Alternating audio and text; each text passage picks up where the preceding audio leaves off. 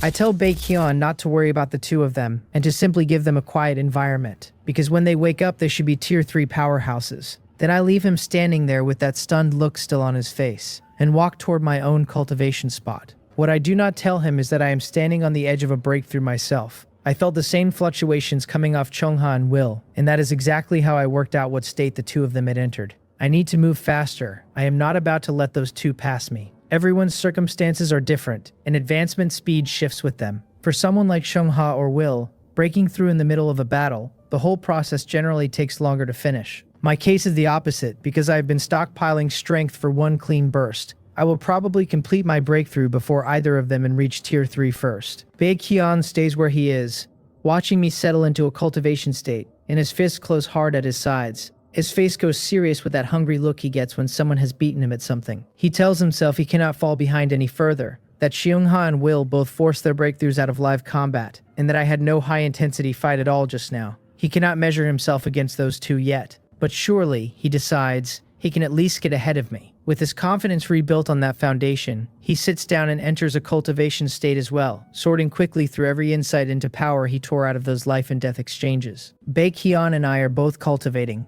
Chungha and Will are both mid-advancement. The whole area goes extremely quiet, and the only thing left is the occasional passive wind, plus the small mechanical noises of 09 repairing her mech. Another half hour goes by, and even those scattered repair sounds fade out. 09 stops her work, curls up inside the cockpit of the galaxy, and a silver-white light begins to pulse out from her heart. Gradually, the galaxy, mostly repaired now, starts flickering with the same silver-white light, matching itself beat for beat to the rhythm of her heart. Darkness. Endless darkness.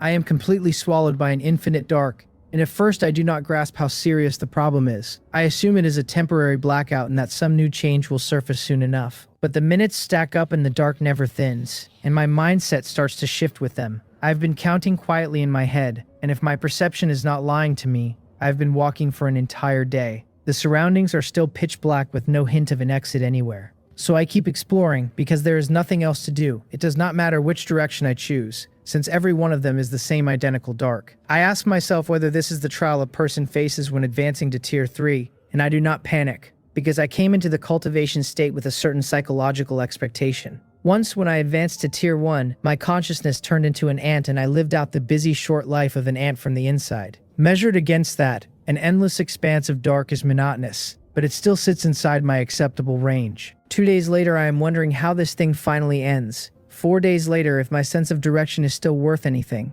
I have tried all 4 of the diagonal bearings, southeast and southwest and northeast and northwest, and nothing has changed. 7 days later, I am asking myself whether it is worth trying it another direction. At 15 days, I stop counting, because in a boundless dark, time carries no meaning at all. Even my thoughts and my consciousness feel like they are slowly being assimilated into the black. Still, I force myself to keep thinking and keep moving. I have the distinct feeling that the moment I stop, I become a part of this darkness myself. The best outcome then is a failed advancement and a return to reality. The worst outcome is that I do not come back at all. So I walk, and I think. Since this is an advancement trial, it will never be a dead end. When I broke through to tier 1 and became an ant, the purpose was to make me genuinely experience everything an ant is. So what does this one want me to comprehend? Is it tempering my will, or is there some other target buried in here? What can darkness possibly teach me? Everything worth trying I have already tried inside this past half month. Now I truly have no ideas left, so I walk stubbornly in one direction and nothing else.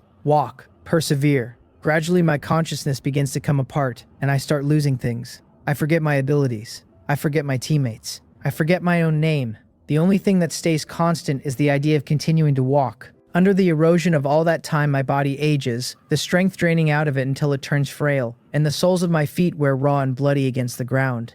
I do not know how long I have been walking when my legs finally give out, worn down to bare bone, unable to carry me one more step. I go down hard, so I use my 2 arms instead and keep crawling forward. And again, I have no idea how much time passes before my arms wear away too. After that, I use my chin and my chest to inch myself along, my eyes fixed forward like a torch that refuses to go out. I ask myself whether I am about to die. The only answer that comes back is the same one word: advance. By that point, I have transcended time and space and everything else along with them. In my eyes, there is only advancement, and advancement is the only thing I am capable of. Finally, I collapse completely. My chin is gone, my chest is gone, and I cannot even wriggle anymore. My body loses its vitality and perishes. and only my consciousness stays eternal, still clinging to that single word: advance. Then, at the exact instant my body dies, or perhaps a year or two later, or perhaps after countless ages have burned through, a bright color appears inside my consciousness, a dazzling white light. Even that sudden change does not stop the thought of advancing, and slowly I feel the white light close over me completely, and after that I lose consciousness entirely. Beside a churned, overturned stretch of mud, on a flat, clean patch of green, I open my eyes. For a moment there is something in them that has crossed too much time, a turbidity and a weathered exhaustion, and under it a determination that could walk through space itself. The weathered look fades and clarity comes up in its place. I do not move at all. I just sit and look forward for a long while, and then I let out one soft breath, because it is finally over. The first thing I do after that is pull out my manual and check the time, and the moment I see it clearly I freeze in place. My consciousness crossed too long a temporal dimension in there, and I have genuinely forgotten the specific hour I entered that darkness. Fortunately, my memories come flooding back at speed now that I have returned, and 10 minutes later I have all of it, including exactly when I went under. Then the surprise hits me. It has been 3 days since I began trying to advance and stepped into that dark. Only 3 days. The part that stuns me is not that time flew by. It is that so little of it passed out here. Inside that darkness, the stretch I counted minute by minute alone exceeded half a month, and that is before the countless years that came after. The ones that stopped obeying the temporal dimension entirely. Compared against that, 3 days in the outside world feels like a whole lifetime dreamed away in the space of a single afternoon. I feel more than a little strange about it, and under that there is lingering fear and real relief. In that place I very nearly merged into the darkness for good, and I do not know what the consequences of becoming darkness would have been. I have no interest in finding out. That was terrifying in a way nothing else has been. It was a simple expanse of black, and it was stronger than every crisis I have run into before it. Even that legendary upper-tier deformed monster was not this frightening. However strong an opponent is, it ultimately has a form, and a form means there is a clear strategy for dealing with it. That darkness had no form. There was only the boundless dark in me inside it, which means the opponent was never the environment at all. The opponent was myself. I endured, and that is the only reason I am sitting here. So, was that really about honing my willpower? Did it drop me into the dark and rewrite my consciousness's grip on space and time purely to make me believe I had spent countless years walking?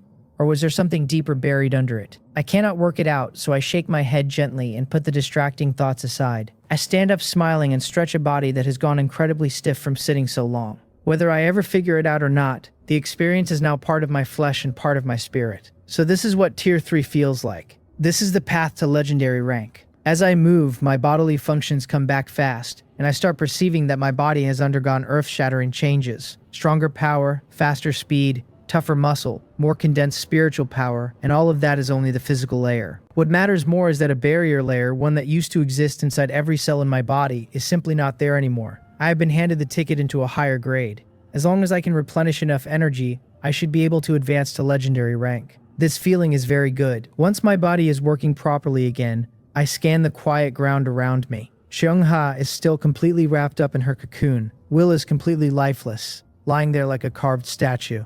Baekhyun has not moved either, which means he has entered an advancement trial of his own, just as I did. 09 is nowhere to be seen, and only the shimmering galaxy stands where she was, throwing out bursts of light, and inside the mech I can sense her aura clearly. I smile and nod to myself, because everyone is working hard and nobody is running much slower than I am. The advancement process cannot be interfered with from the outside. Each of us stands alone in there, so I look no further and clench my fist instead, closing my eyes to check my abilities. Every time I have advanced before, my core abilities strengthened along with me, and this advancement should be no exception. A breakthrough that difficult, one that nearly cost me my life, had better hand me something powerful. I sink my consciousness into my species contract, and sure enough, the core skill has changed again. During the first advancement, the species contract unlocked damage transfer, which massively improved my survivability and which I eventually used to kill the dragonhead giant wolf outright. During the second, the control link over my ants was strengthened enormously, until commanding them became as natural as moving my own arm, though no new ability surfaced at all. This time, with the breakthrough to Tier 3, the core skill has gained something brand new, and it is a legendary rank ability, Destiny Star Path. The panel lays it out in 2 parts. The first ability, Destiny Path, grants 1 Destiny Path node per rank I climb. Each node holds a single Destiny Star, no 2 of them sharing a name. Every seeded star feeds its attribute enhancements into me. My current node count is 6. The second ability, Destiny Star, lets me draw 1 star per day. The ranks run from low to high through black iron, bronze, silver, gold, platinum, diamond, legendary rank, and mythical rank, and the higher ones get steadily harder to pull. I read it clearly and I am still bewildered, so I read it twice more and remain unsure. Destiny Star Path, Destiny Star, Destiny Path. Draw them, seat them, sort them by rank, collect attribute enhancements. Put simply, is this drawing equipment and then equipping it? It is all very flashy, and I still cannot see what any of it has to do with a species contract over ants. The name and the shape of the thing sound like something a diviner would be running, not an insect commander. I shake my head, smiling at the absurdity of it, and decide the fastest answer is the obvious one. It is 1 draw a day. I will know once I try it. I activate the second ability, and instantly a vast sea of stars opens out in front of me. Countless brilliant stars hang in it, differing in size and in shape, some round and some flat, all shimmering with light in every color there is. According to the description I just read, these destiny stars carry different rarities. With this many strange and unique lights burning in front of me, I cannot tell which of them is rare and which is trash. After a short while of looking, I am genuinely overwhelmed by choice.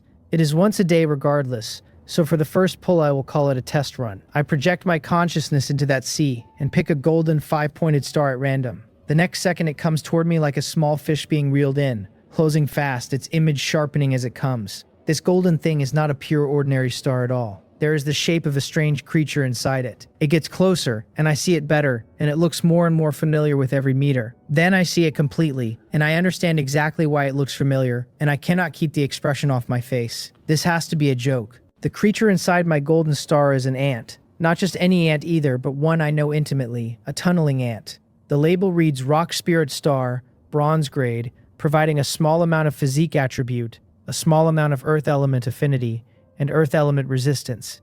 So these stars are named directly after the names I gave my own ant queens. I cannot help but marvel at that. Physique, earth element affinity, earth element resistance, and every one of those is something tunneling ants are naturally good at. I casually seat the bronze grade rock spirit star into one of my destiny path nodes, and my body immediately feels more vibrant. At the same time, the soil around me turns oddly intimate, and I can feel its moisture and its structure without touching it. So that is earth element affinity, and the effect is obvious enough that I nod slightly at it. I have the shape of this now. At first glance, Destiny Star Path works somewhat like my Heart of the Lord ability, since both feed attributes into me. The difference is that Heart of the Lord scales off the number and quality of all my ants. The more of them I own and the better they are, the more physical quality flows into me. But Heart of the Lord's amplification is basic. It hands me strength, agility, and physique, plus a small trickle of mental attributes. And that is the entire menu. Destiny Star Path is a completely different animal. The attributes it raises are the special traits of each type of star, which is to say each type of ant,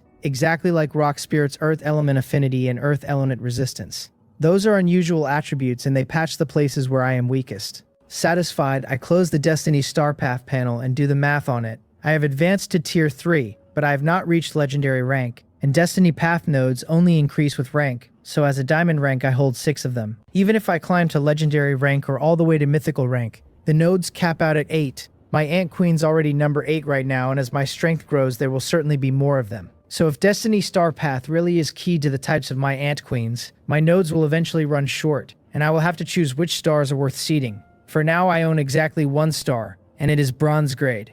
At 1 draw a day it will take at least 5 more days just to fill the nodes I have. There is no need to worry about having too many. Let it come slowly. I am very satisfied with the new ability, because anything that applies great power directly to my own body gives me a level of security my ants cannot. When I check on Baekhyun and the others, they are all still deep in advancement. So I sit down cross-legged and pull the high-grade crystal cores out of my storage ring. The others should need another day or 2. While they are busy, I will take a run at Legendary rank myself.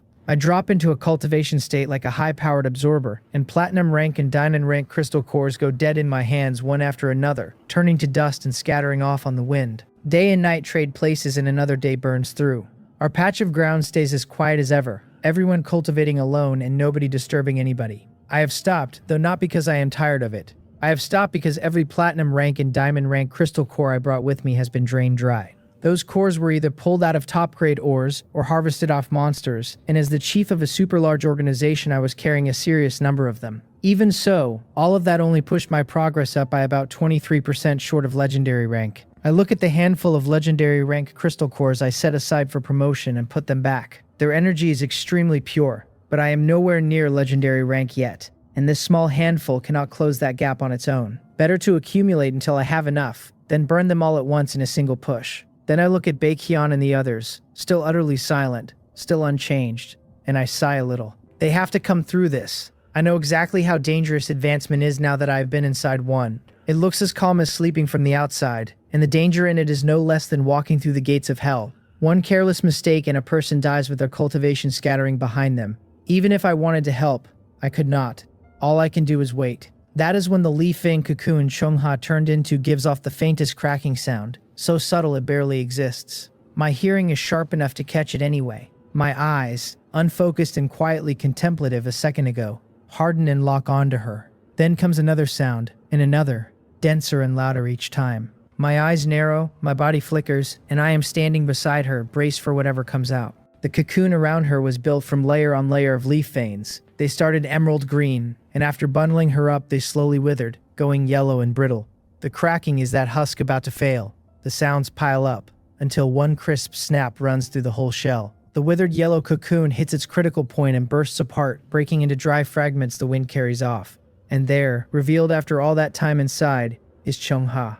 I look at her with real concern and pray silently that she is fine. 1 second later, I see the state she is in, and I am stunned as hard as if every acupoint in my body had been struck. Her skin is extremely delicate, as fair and tender as a newborn's. She is wearing almost nothing, literally a few leaves covering her vital parts. More miraculous still is the pair of wings on her back, thin as a cicada's, and the whole picture of her looks like an elf that walked down into the mortal world. Pure, sacred, and impossibly beautiful. And then her eyelids tremble, and she opens her eyes and her gaze lands directly on mine. The air goes silent enough to suffocate. Both our pupils contract at once. I turn my neck stiffly to the side and ask, in a voice dry as sand, whether her advancement succeeded.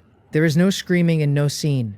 Chungha stays very calm, pulls a set of clothes out of her storage ring, puts them on quickly, and gives me a light nod with a soft sound of agreement. The red climbing up the tips of her ears says she is not nearly as composed as she is pretending to be. She asks whether I advanced successfully too, and I tell her I did. We trade a few more awkward words, and then the silence comes back down on us like a lid. Just as the atmosphere is getting genuinely unbearable, a pained groan sounds off to the side. I walk straight toward it, and it is Will, lying where we left him. Chungha follows me over, and our worry for him wipes out the awkwardness completely as we watch his reactions. She frowns slightly and says it looks like Will is about to wake, and that she does not know what the outcome will be. My own expression is not much better, because Will was severely injured in that battle, and his wounds were genuinely too serious. Forcing a temporary breakthrough out of a body in that condition is not a small ask. Nobody can promise a good outcome with total certainty. What worries me more is something only I can see now. After advancing, I can sense the ranks of others, and when Chungha was surfacing, I read a clear Tier 3 aura on her. Will has nothing at all. Not only is there no Tier 3 aura on him, his original Tier 2 aura is so weak it is almost imperceptible. My mind starts running down roads I do not want it on. Then Will changes. His chest, which had been as still as dead wood, starts to heave slowly, and the heaving grows more violent by the second. With every breath, his aura surges up. In a little over 10 seconds, an aura that was guttering like a candle strengthens and soars until it is pressing on everything around it. Chungha and I look at each other and both find the same delighted surprise in the other's face. He made it. Both of us sit at Tier 3 now and can read rank auras. What is rolling off Will is a denser and denser Tier 3 aura, the unmistakable signature of a successful advancement. The whole process does not take long after that. Will lets out a roar like a lion and comes straight up off the ground from flat on his back. His face is loaded with killing intent, and his eyes sweep the area with hard vigilance. Only when he registers Chungha and me does the killing intent drain out of him and the calm come back. Whatever trial he walked through in there was clearly brutal too. I ask him quietly how he feels. He nods, smiling, and tells me he is great, better than he has ever been in his life. He says this must be Tier 3, because it is nothing like Tier 2. I smile and nod. The gap is enormous. It is a leap in the essence of life itself, not something you can measure out in units of strength. I tell him I heard what he did, that everyone was extremely worried about him, and that he absolutely cannot be that reckless a second time. He shakes his head gently and tells me not to worry, because he still has many missions to finish and cannot afford to die before they are done. He says he knew he would survive before he ever moved. Beyond that monster eating most of the damage for him, he also burned his life-saving skill, which lets him resist a single fatal blow. Then a bitter smile comes over him. He admits he never expected the explosive power of my ants to be that severe, or that the impact would deal continuous damage instead of one clean hit. He blocked the strongest single hit, and everything that came afterwards still put him under. He says he is only alive because his body is sturdy. Then he asks where his bloodthirsty battle axe is, reaching behind his back with both hands out of pure reflex, finding nothing there, and looking up at me. I freeze for a second before answering. After the fight, everyone's injuries were severe, and everyone was busy with treatment. Then they all seized the moment and went straight into cultivating their breakthroughs, so nobody paid much attention to his axe. I asked whether he bound the bloodthirsty battle axe, since a bound weapon should let him roughly sense where it is. He says he will try, closes his eyes, and reaches for it. A short while later, he opens them and looks east, out at the boundless sea. He tells me the axe is too far for anything precise, so all he gets is an approximate location. The impact must have swept it into the water along with him. I nod at that. Given the weight of the bloodthirsty battle axe, the sea is the worst place it could have landed, and I have no idea how deep this stretch of water runs. If it is too deep, there is nothing I can do. My ant species are diverse to the point of absurdity, running on land, flying through the sky, tunneling underground, covering nearly every situation a battlefield can produce. Aquatic soldiers built for swimming and diving are the one hole in the roster. The body structure of an ordinary ant cannot take serious water pressure, and none of them can dive deep at all. Will frowns hard and says in a low voice that he will try first, since his physical fitness improved enormously after advancing, and he should be able to reach a certain depth. He stands and walks toward the water. I start to say his name, and before I can get a single word of protest out, he is already in. Cheongha laughs and says Will is genuinely impatient, and that he clearly cares a great deal about that weapon. I nod and tell her Will is a warlike man and a true warrior, that weapons are a warrior's best partner, and that in finding Will, the bloodthirsty battle axe found itself a good master. I drew that axe myself, as it happens. It is not that I could not have used it, it simply fits him better than it ever fit me. Compared to passionate close-quarters brawling, I would rather settle a fight from 1,000 miles away. Will dives deep and does not resurface for nearly half an hour. His entire face has gone the color of a boiled lobster, red with a faint purple under it, and it is obvious he held his breath right to the edge of what a body allows. His hands are empty, though that proves nothing, since he could have put the axe straight into his storage ring. I ask whether he found it. He gulps down a few greedy lungfuls of air and shakes his head at me from the water. He says the sea is simply too deep, and that even at his limit there are still 1,000 meters left to the seabed. But he located the bloodthirsty battle axe and marked the spot. I nod and tell him that is plenty, that knowing where it sits is enough and we can wait a little longer.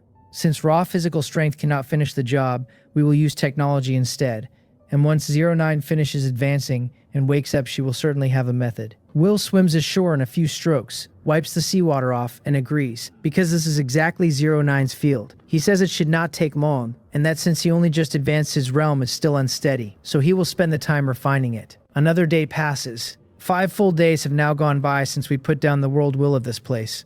09 and Baekhyun complete their advancements one after the other, and both of them succeed. All 5 of us have now broken through to Tier 3. Baekhyun takes the news badly. He asks whether we are joking, insists that he cannot possibly be the last one, then clutches his head and squats down on the ground with the face of a man questioning his whole life. He had been certain he would be the first of the 5 to reach Tier 3, and instead he came in first from the wrong end. I smile and tell him speed carries no meaning, that a successful advancement is the whole of the prize, and that running water does not race to be first, but races instead to never stop.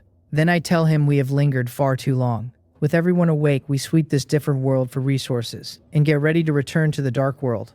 5 days have passed, and our Black Island defenses are thin. That gets him up off the ground in a hurry. He demands to know whether 5 days have really gone by, then starts calculating out loud whether his Black Island is currently being raided. He is not wrong to worry. For most chiefs, the bulk of their power sits inside their own body, which makes them the primary combat force of their entire Black Island. Once that body leaves, the island's defenses drop by half at minimum. If a Black Island chief of similar strength decides to take the opening, the sneak attack would very likely succeed fast. Cheongha shakes her head gently and tells us not to panic too much. Conquering a different world and taking its world core matters enormously to the Dark World, so how could it leave the soldiers fighting that hard on its behalf exposed like that? There should be protective measures in place. Everyone nods at the logic. Will says in a deep voice that she is right, but that Black Island is our foundation.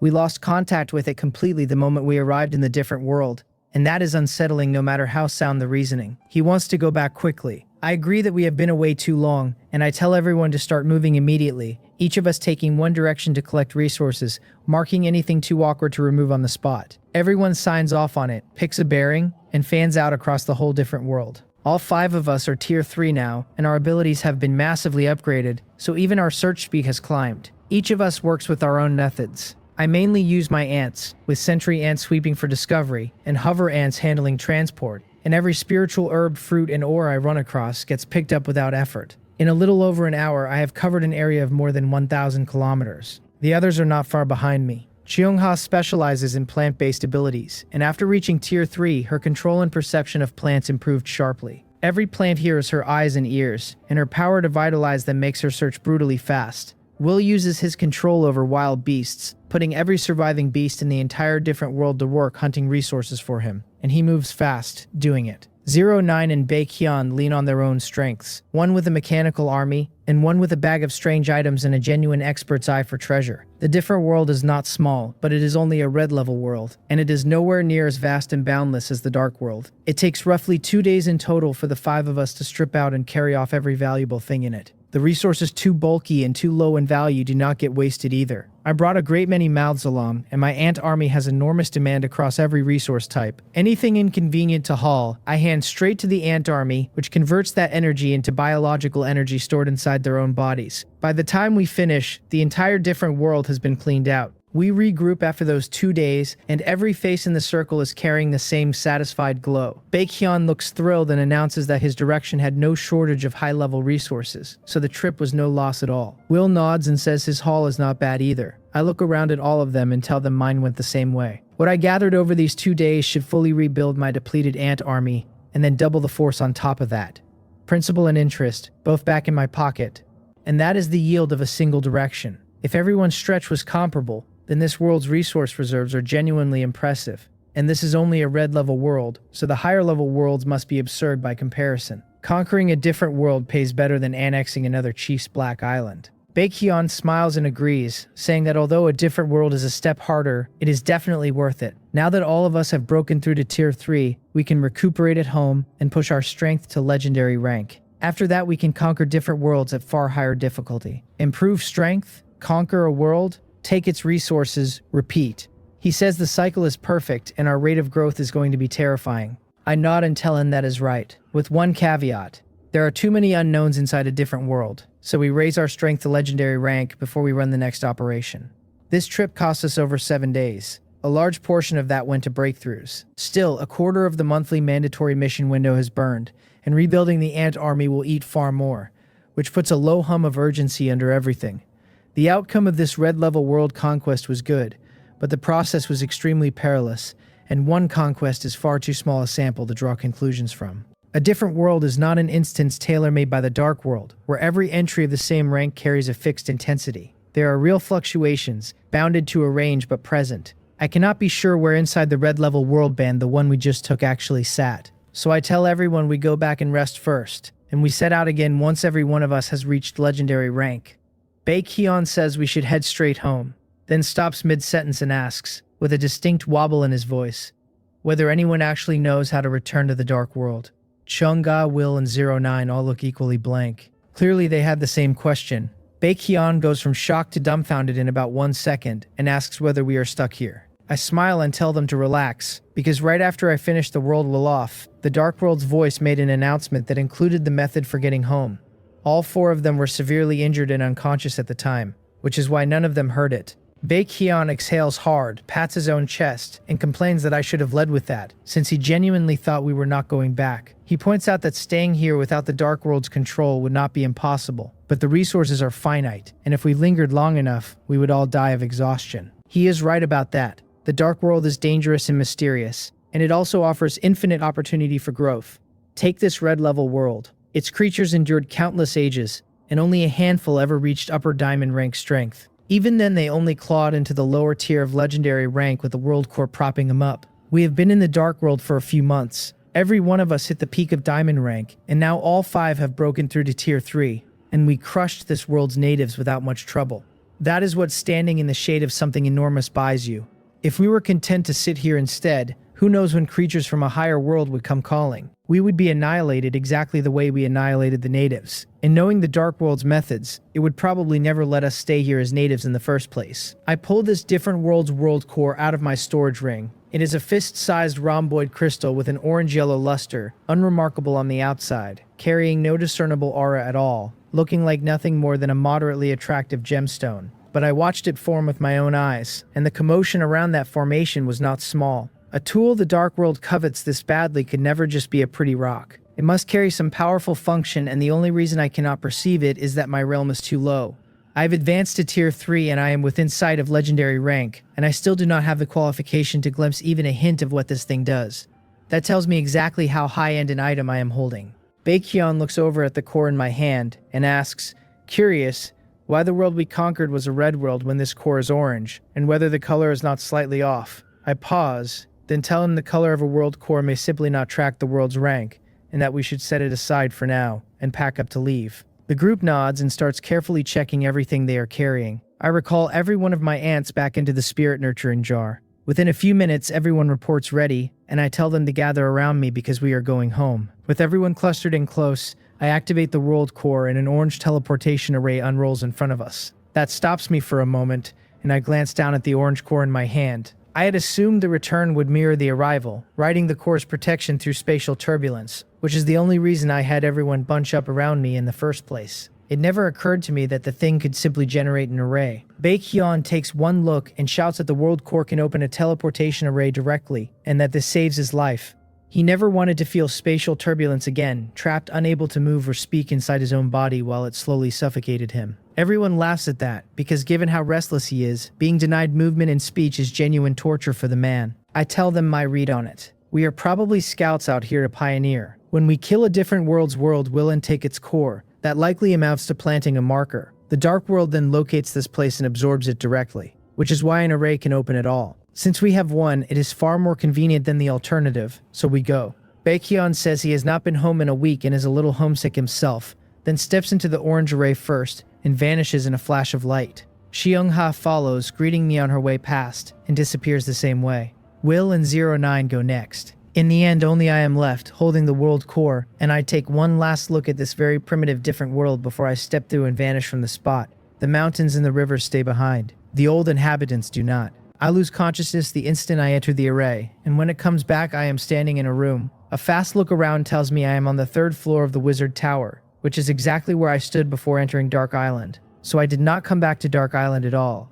I came straight back to my own territory. I feel the Tier 3 power sitting in my body and smile, because this operation paid extremely well. The most valuable haul is the flesh and blood of those legendary rank creatures, especially the deformed monster that had climbed a legendary upper tier. That is the first time I have ever held material of that grade. With top grade stock like that on the table, Wang Hyun is going to produce results. Next comes the hard part, which is converting all of it into strength. I have reached Tier 3 and the restrictions are gone, which means the ceiling is lifted not only for me but for my ants. If every one of my ant queens can break through to legendary rank, my strength becomes something obscene. Just picturing hundreds or thousands of legendary rank ants sweeping enemies off a battlefield under my command puts a charge through me. But that goal is a long way off. I have not broken through to legendary rank myself, and I need a great many resources to do it, and each ant queen is a resource sink that eats no less than I do. Raising all of them is an enormous project. I am not disappointed by that.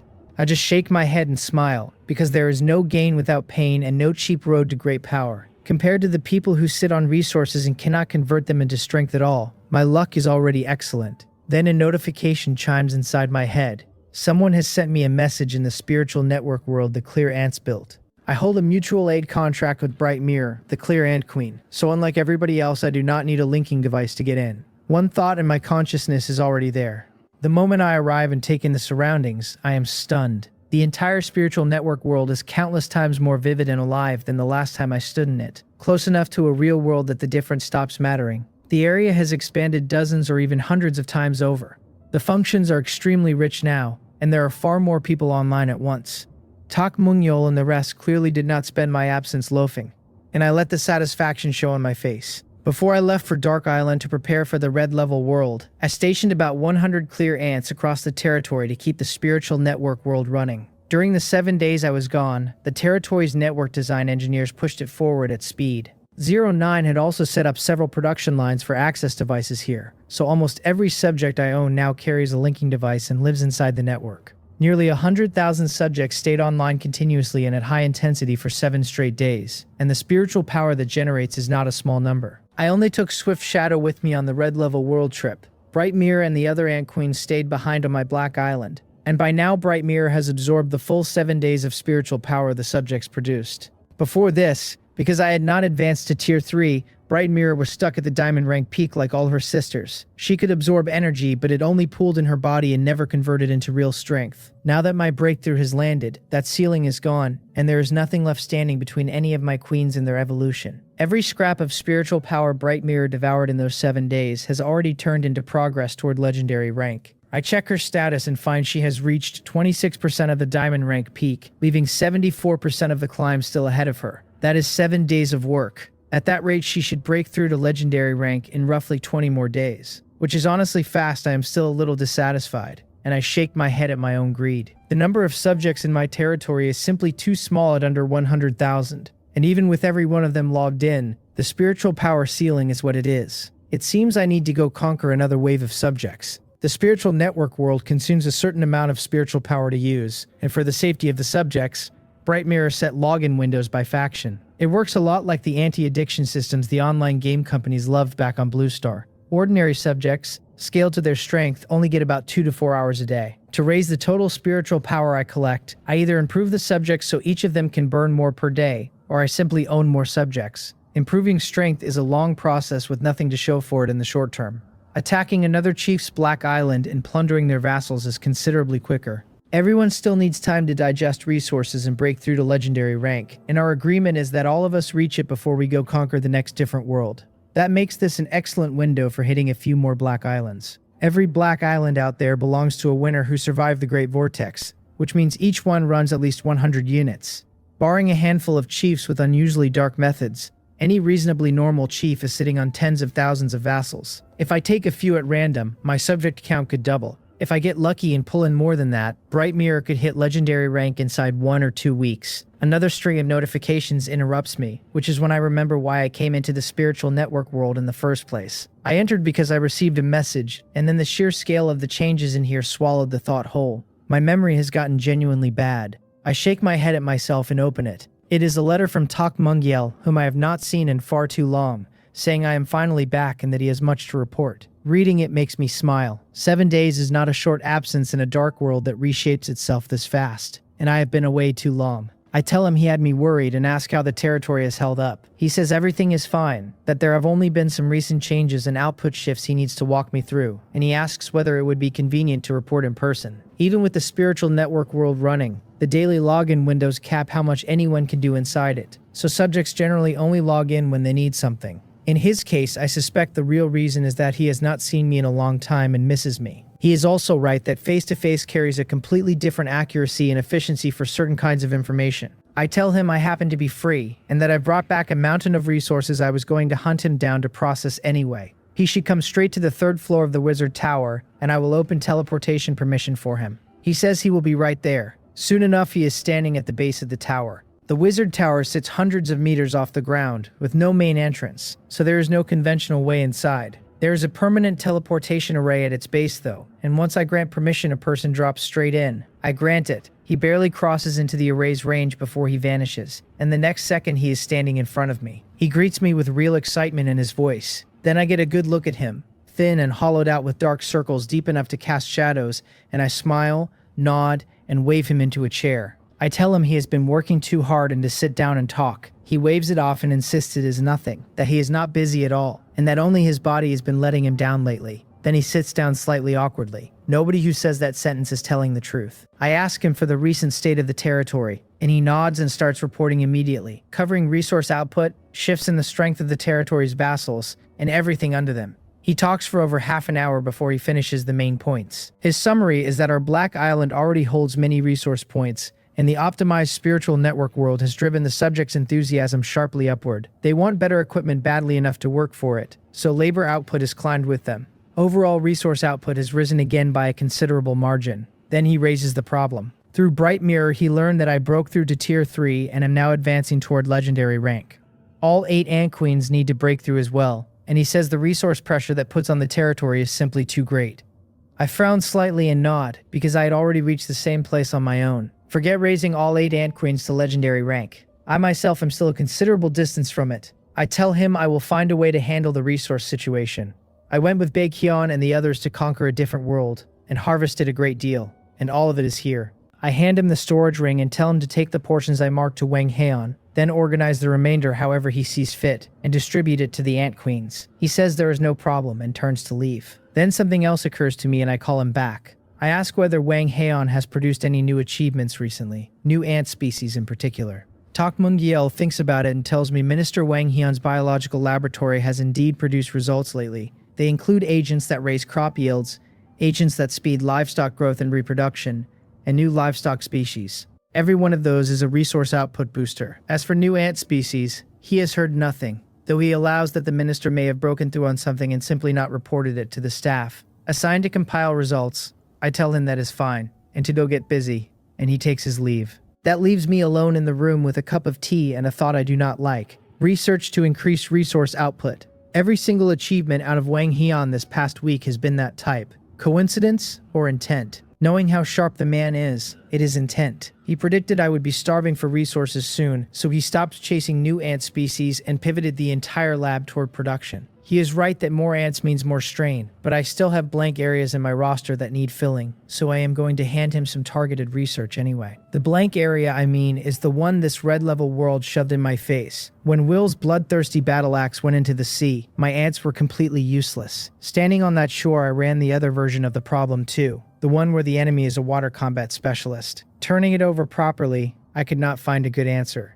Water is my weakness. I decided then that Wang Han would get a research assignment about it the moment I got home. I shake my head and let out a breath, because water is the source of life. Unless a world is built strange, wherever there is life there will be water. The proportion of seawater in the dark world far exceeds its land, and the red level world we just took was the same. Going into that without any method for water combat is a serious problem. I plan ahead or I get drowned by it later. So I send Wang Heian a message and tell him to put real weight behind research in that direction. With the assignment out, my mind drifts back to the red-level world I just left, and I sigh over it. That world was complete, and its resources were extremely rich, and even with all 5 of us sweeping it, we only carried off most of the high-level material. Because we were in a hurry, my ants only ate a fraction of the low-level resources, and an enormous amount got left behind. Those resources are renewable, and added up they are worth no less than the pile we took. I would give a great deal for one more slow pass through that place. Resource pressure has me going a little crazy with poverty if I am honest. I am sitting here mourning low-level scraps, and the door is shut because we entered that different world through a red world beacon,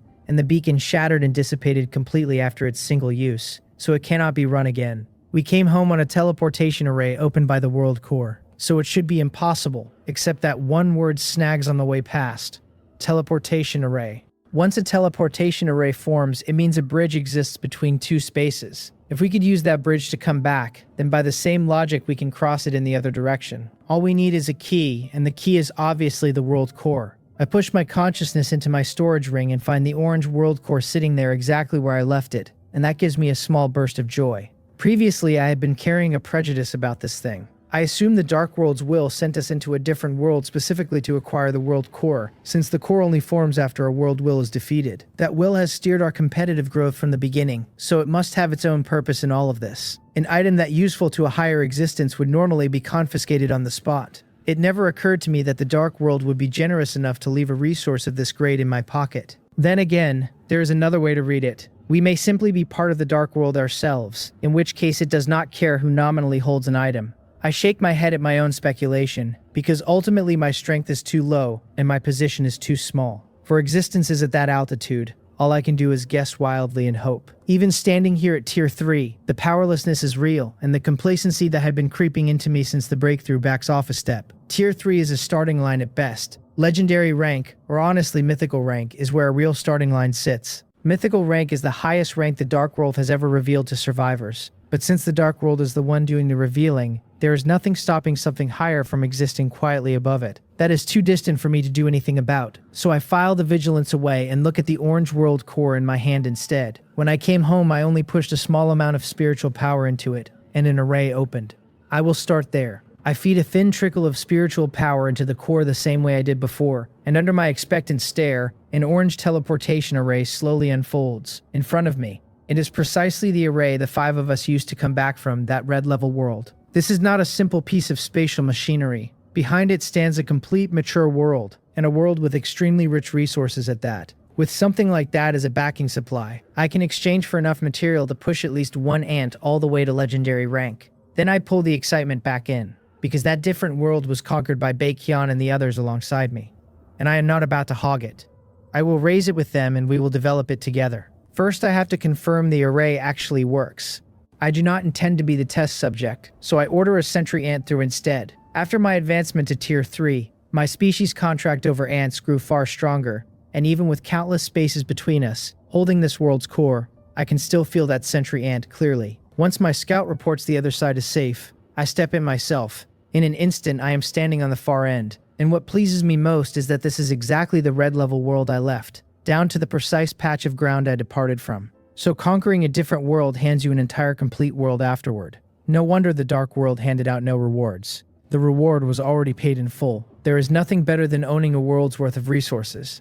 I look the place over with satisfaction, activate the world core again, and return to my Black Island. And then I immediately push the news out to Baekhyun and the others. After that, I take out my map pocket watch. It is still on loan from Baekhyun, and it displays the sea around Black Island. Its great virtue is portability, since it saves me the trip to Black Island's core every time I want a map. While I was conquering the red level world, it displayed nothing at all. Now that I am back after a long absence, the first thing I want is a clear picture of the water around my island. I open it and look at the light spot representing my own Black Island first. It still reads 140, which is the size of my island in units. On top of that, the whole island is wrapped in a layer of black mist.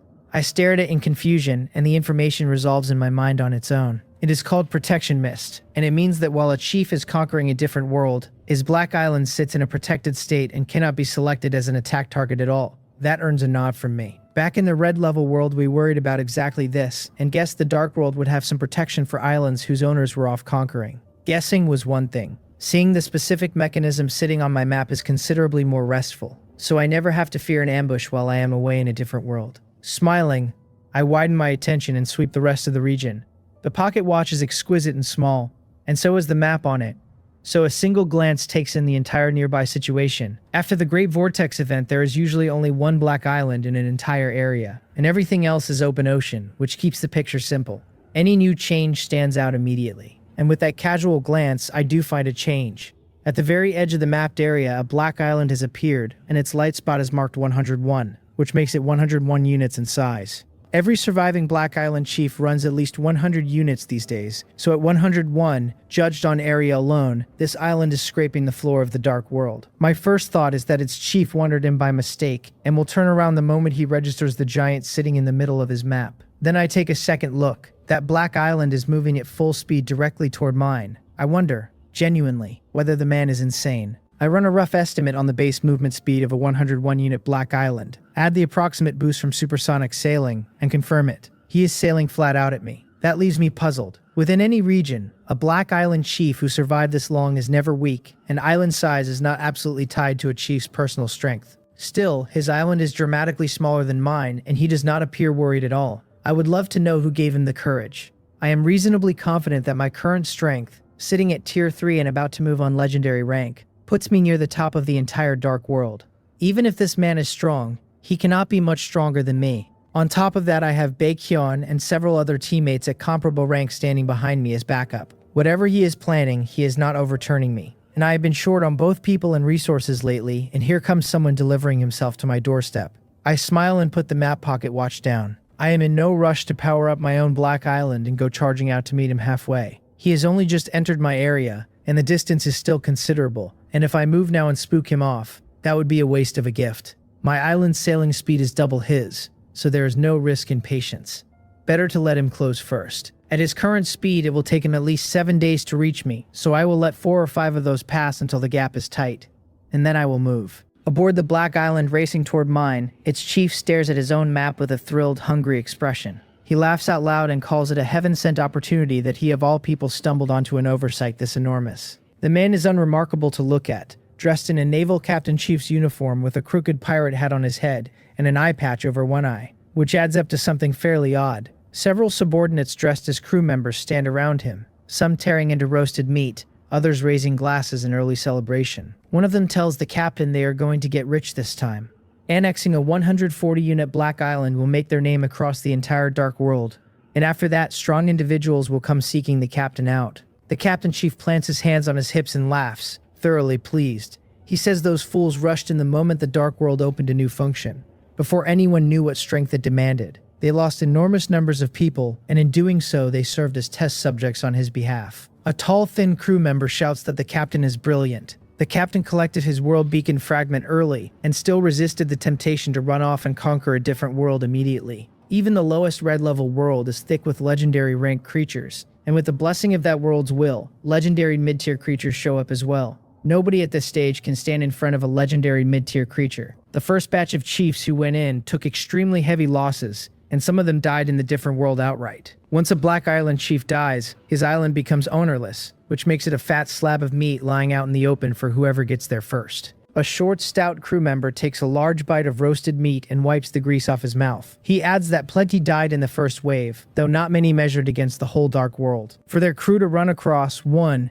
and a Black Island this large, is hitting the jackpot. The captain chief laughs again and promises that once the job is done, everyone shares in it, whether treasures, items, fine wine, or beautiful women. His crew roars back that the captain will live forever, and he snarls at his own island to sail faster. And amid all that cheering and laughter, the little Black Island keeps driving toward mine. What I do not know yet is that other people went in too. While we were using the Red World Beacon, many organizations had assembled enough fragments to synthesize complete world beacons, and had charged into different worlds of their own. Most of them showed the same caution we did, and used a Red World Beacon for a red-level world. Every chief able to join that first wave stood in the top tier of strength, and even so, the losses during conquest were heavy. Then there were the fearless ones whose very first target sat a full level above red. Nobody knows what they were thinking. The result was a fast and decisive death in a different world, and their Black Islands turned ownerless behind them, free for any chief who could destroy them to annex outright. The Dark World is not short of lucky people who picked up a whole Black Island and took off with it. That is what the Captain Chief has been playing for. He got this far precisely by not chasing the first wave's craze, waiting until the dust settled before he moved. And he is not a reckless man. His belief that my Black Island has gone ownerless rests on two legs. The first is the protection mist wrapped around my light spot, which tells him plainly that I entered a different world to explore. The second is the word coming back from chiefs who returned alive, who report that the moment you enter, that world's creatures treat you as a mortal enemy and attack without restraint. Under that kind of pressure, an average chief either finishes the conquest or is conquered within 3 days, and there is no third outcome. The Captain Chief has watched my island for a long time, and day after day has passed with no movement at all. So the owner must be dead in the different world. Having confirmed that to his own satisfaction, he sails in with total confidence. I have no idea any of this reasoning exists. And frankly, if I did know, it would not change anything I do, because in the face of absolute strength, information like that is just noise. What I am actually doing right now is staring at my destiny star path. Searching resources in the red level world ate another 2 days, so I still have not spent the 2 accumulated draws sitting in my pocket. The question is whether to use them now or keep saving toward a 5 draw or a 10 draw. I think it over and force myself to leave them alone, because anyone with a history in online games knows that stacking draws before you pull meaningfully improves your odds of pulling something good.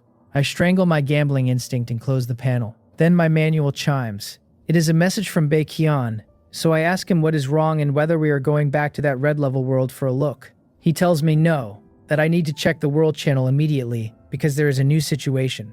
Baekhyun does not rattle easily, so when his message arrives with that much heat behind it, I put down what I am holding and open my manual to the world channel.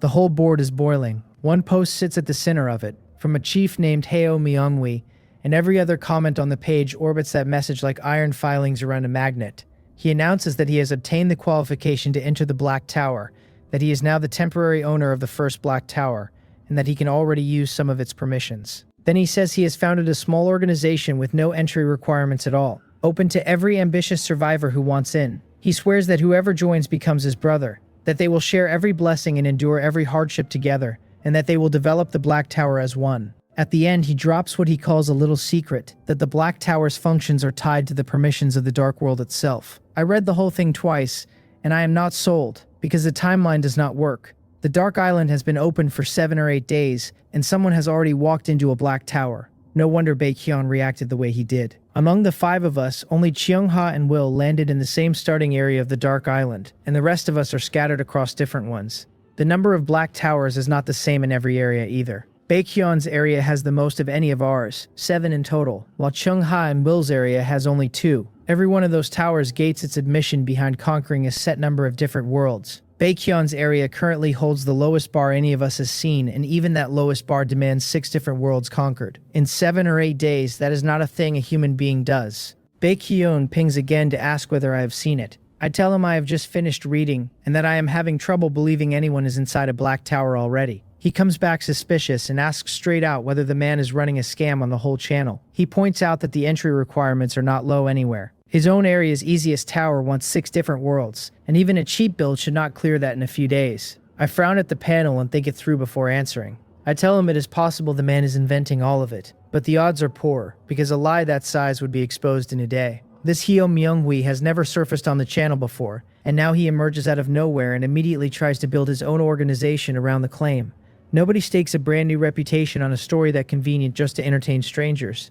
My read is that it is very likely true. Then I lay out the 2 ways it can be true. Either he got hold of some item that lets him bypass the conditions and walk straight in, or he genuinely met his tower's requirements. We still do not know how many areas the Dark Island is divided into. What we do know is that the more black towers an area holds, the softer the entry bar on its lowest tower. Baekhyun's area has 7 towers and a 6-world floor, so I ask him whether areas exist with even more towers and an even softer floor, and whether Hyo Myung-hui is standing in one. He chews on it and agrees the odds are good. He spent the whole past week inside a different world and never contacted his tribesmen once. Before he went in, though, he heard them mention areas holding 8 black towers. An 8-tower area would have to carry a lower requirement, and there is nothing stopping the Dark Island from holding areas with 9 or 10. In a place like that, the lowest tower might only ask for 1 or 2 different worlds. He curses under the message and says the kid simply got lucky. There is real bitterness in it. We bled for 1 different world and are still nowhere near the softest tower, while somebody else strolled in on geography.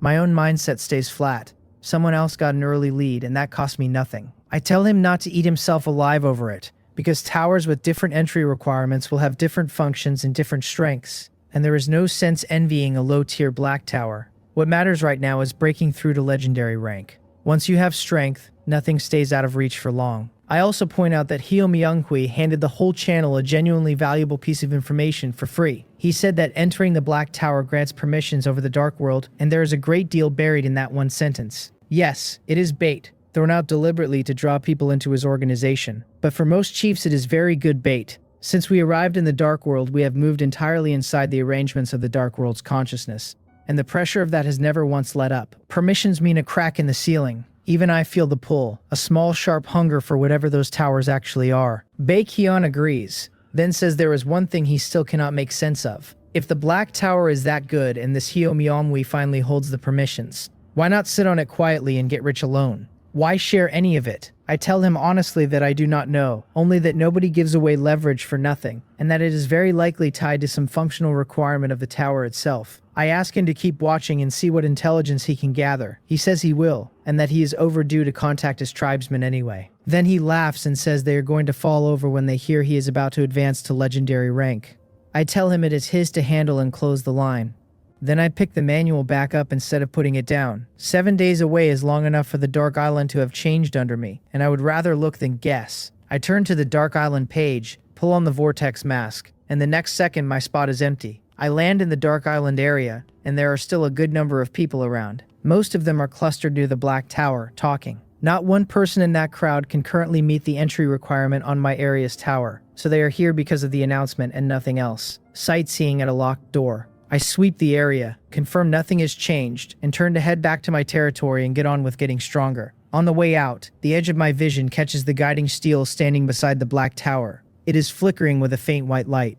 I stop cold, because my memory on this is exact. The guiding steel was a dull dark stone the last time I stood here, with no light in it at all. The glow now is dim, barely there, but it is something that stone has never done before. I drop my plan to leave and walk toward it instead. I come to a halt about 3 meters out, and from that range there is no ambiguity. The guiding steel is flickering with a faint white light. Several people are packed in right against it, trading world beacon fragments back and forth, and they have the approach completely blocked.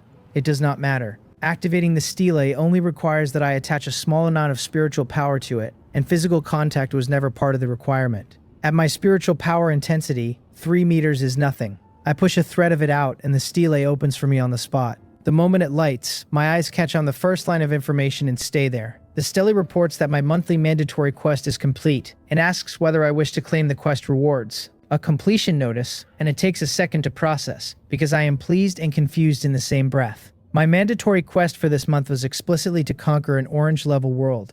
Baekhyun and I only conquered a red-level world. There is no honest arithmetic that turns one into the other. That quest has been sitting on my shoulders since the day it was issued. The different world we just cleared took 7 days on its own. Keeping the risk sane would have meant a long stretch back home, pushing everyone to legendary rank first. On top of that, we know nothing about the difficulty curve of an orange-level different world, and the clock was already tight. With the quest closed, all of that pressure evaporates. I can take my time, raise my strength properly, and rebuild my troop count without anyone standing behind me holding a stopwatch. A free win I did not budget for. It does not take long to find the likely explanation. We used a red world beacon to enter, but the strength of that different world ran high the entire way through. The world consciousness representative monster at the end had reached the legendary upper tier, and even with 5 of us in the fight, we won it ugly. If every red level world were built like that, most of the chiefs who entered this cycle would not have come home. The world channel does not read that way at all. Only a handful of people mentioned deaths, and nearly all of those were survivors who deliberately challenged worlds above their beacon tier. Then there's the world core. When we finally killed the representative monster, the core I collected came out orange, not red. Put it together, and the answer is that the different world we entered was actually an orange-level world, and the dark world misfiled it as red for reasons of its own. The completion condition on the guiding stele must be keyed to a world's real level rather than the level printed on the beacon, which is why my quest closed itself the moment we won. I turn it over several times and nothing fits better. In the end, the reason matters less than the consequence, and the quest is done.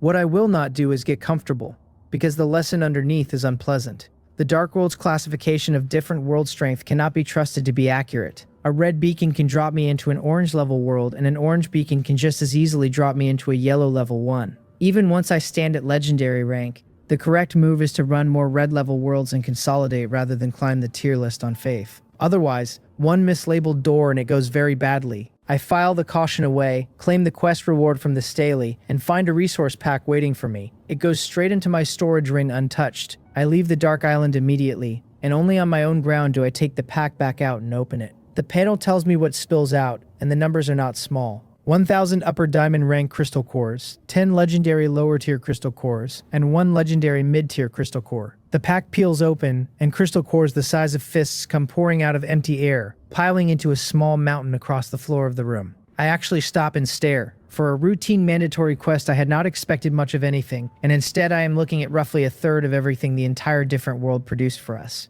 The legendary tier cores are the real prize, because those are exactly what I need to force my own breakthrough. I stand over the heap doing the math. I burned every resource I carried into the different world, plus a share of the beast cores we pulled off monsters inside it. And all of that only pushed my breakthrough progress to 23%. If I digest this entire pile, I gain at least 60% on top. That puts legendary rank within touching distance. I will sell off some of the territory's spare stock as well and convert it into crystal cores, and the resources for my own advancement are covered outright. The thought of standing at legendary rank inside the week makes my blood move. The strangest part is that I now feel something close to fondness for the quest that gave me a headache for weeks. A pity they only come once a month. If I could pull them without limit, I would have every one of my queen ants at legendary rank before the season turned. Wanting a second quest and getting one are different things, so I let it go and think about the reward scale instead. My quest was several tiers harder than what the others were handed, and I want to know whether the payout tracked that difficulty. Back in the red level world, Baekhyun and the rest cleared their own mandatory quests alongside their cultivation. Theirs were collection tasks and monster killing tasks. Whatever the category, on raw intensity mine was plainly the worst of the 4. That alone is worth noting. Issuing every person a different type and difficulty of quest is a sharp break from the uniform assignments the Dark World used to hand down, and the logic escapes me. So I ask around, and Baekhyun and the others tell me what they submitted and what they received. Each of them got somewhere between 100 and 200 upper diamond rank crystal cores, plus 1 or 2 legendary lower tier cores. Stack all 4 rewards together and the total still does not reach what landed in my single resource pack. I had guessed the gap would exist. I did not guess it would be that wide. Reward scales with difficulty then, which is clean enough as a rule. What I still cannot answer is why the Dark World looked at me specifically and decided my months should be spent conquering an orange-level world. Its operating logic gets less legible the longer I live inside it. I will meet each problem as it arrives, and I let out a helpless laugh and stop chewing on it.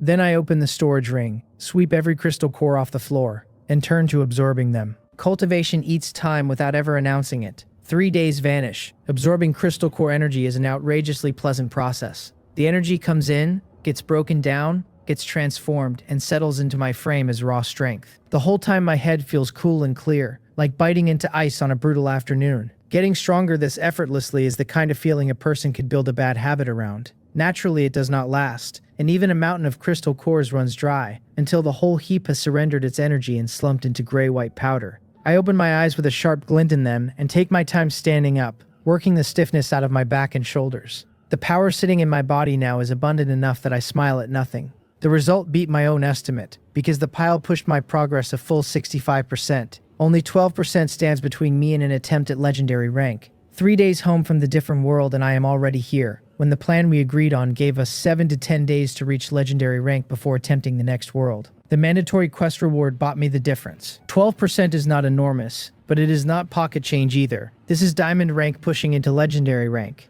or even a single percent demands a serious count of crystal cores. Worse, the cultivation I just finished did not only burn the quest reward, it also consumed every crystal core stored anywhere in my territory, which is exactly why the jump was so steep. The territory is not stripped bare, but what remains will not carry me across the line. That does not worry me, because I have another route. I raise my hand and the storage ring flashes, and an orange-yellow gem settles into my palm. The world core of that different world. There are still a great many resources sitting inside it. The hall is split between me and Will and the others, and even so, my share alone closes a 12% gap. Sending my current ants and subjects in together to collect should take a day or two at most. I reach out through the spiritual network and tell Takmungiel to post a resource collection task, with the full details already in his mail. He answers that it is no problem, and that he is handling it right now. Then I find Swift Shadow through the mutual aid contract, and tell her to gather every idle ant in the territory and move resources. She confirms it on the spot. Swift Shadow beats Takmungiel to the punch, which is not a fair contest, because ants coordinate through the mutual aid contract network with almost no time lost in transmission. In a single instant, she has contacted every idle ant capable of finding or hauling anything. Organizing them into columns takes a few more minutes. Inside 10 minutes total, the whole force is through the teleportation array I open, and spreading out across the different world on the other side, already searching. Ants really are the least troublesome thing I own. I owe all of it to one lucky accident. I still remember arriving in the Dark World as a nobody and drawing the mutual aid contract ability out of sheer good fortune. I acquired it at night, and the dangers outside meant I could not go anywhere, so I used it on an ant, and only afterward learned the bound target could never be changed. Had I drawn it in daylight, I would never have looked twice at something that small. I would have walked out, grabbed the first random beast I could find, and burned the ability on it. That version of me never connects to the ants at all. He ends up an ordinary beast tamer or pivots to something else entirely years too early, and he certainly does not end up standing where I am standing. The tasks I post always pay well, and my subjects know it. Since the spiritual network world came online, most territorial business runs on 2 channels at once, physical and virtual. Takmungiel posts the announcement in the task hall and mirrors it into the task hall of the spiritual network world in the same breath, and the news is everywhere in the territory instantly. The response is close to a stampede. The board fills with people shouting that the Lord himself designated this one, and that the pay is absurd. It is a trip to a different world with no combat and no danger attached. The reward scales with how much each person hauls back, so anyone arguing about queue order is already losing money. 40 to 50 minutes later, a collection team tens of thousands strong has assembled and is filing through the teleportation array to go do a day's work for me. On paper, fielding a workforce that size for a single deployment should cost a fortune, likely more than the resources I am sending them to collect are worth. I do not sign losing deals, and I also do not shave wages or dull my subjects' enthusiasm to fix the math. What I actually pay out is territory-specific currency and points, both of which I issue. The reasoning is simple enough. Most of my subjects already own a device that gets them into the spiritual network world, and by now they have all felt how convenient and how entertaining that world is. The problem is that the majority are still running the cheapest virtual helmets, which have poor fidelity, a weak signal range, and a nasty appetite for spiritual power. That last part matters most, because a helmet that drains its wearer is not conducive to steadily harvesting spiritual power.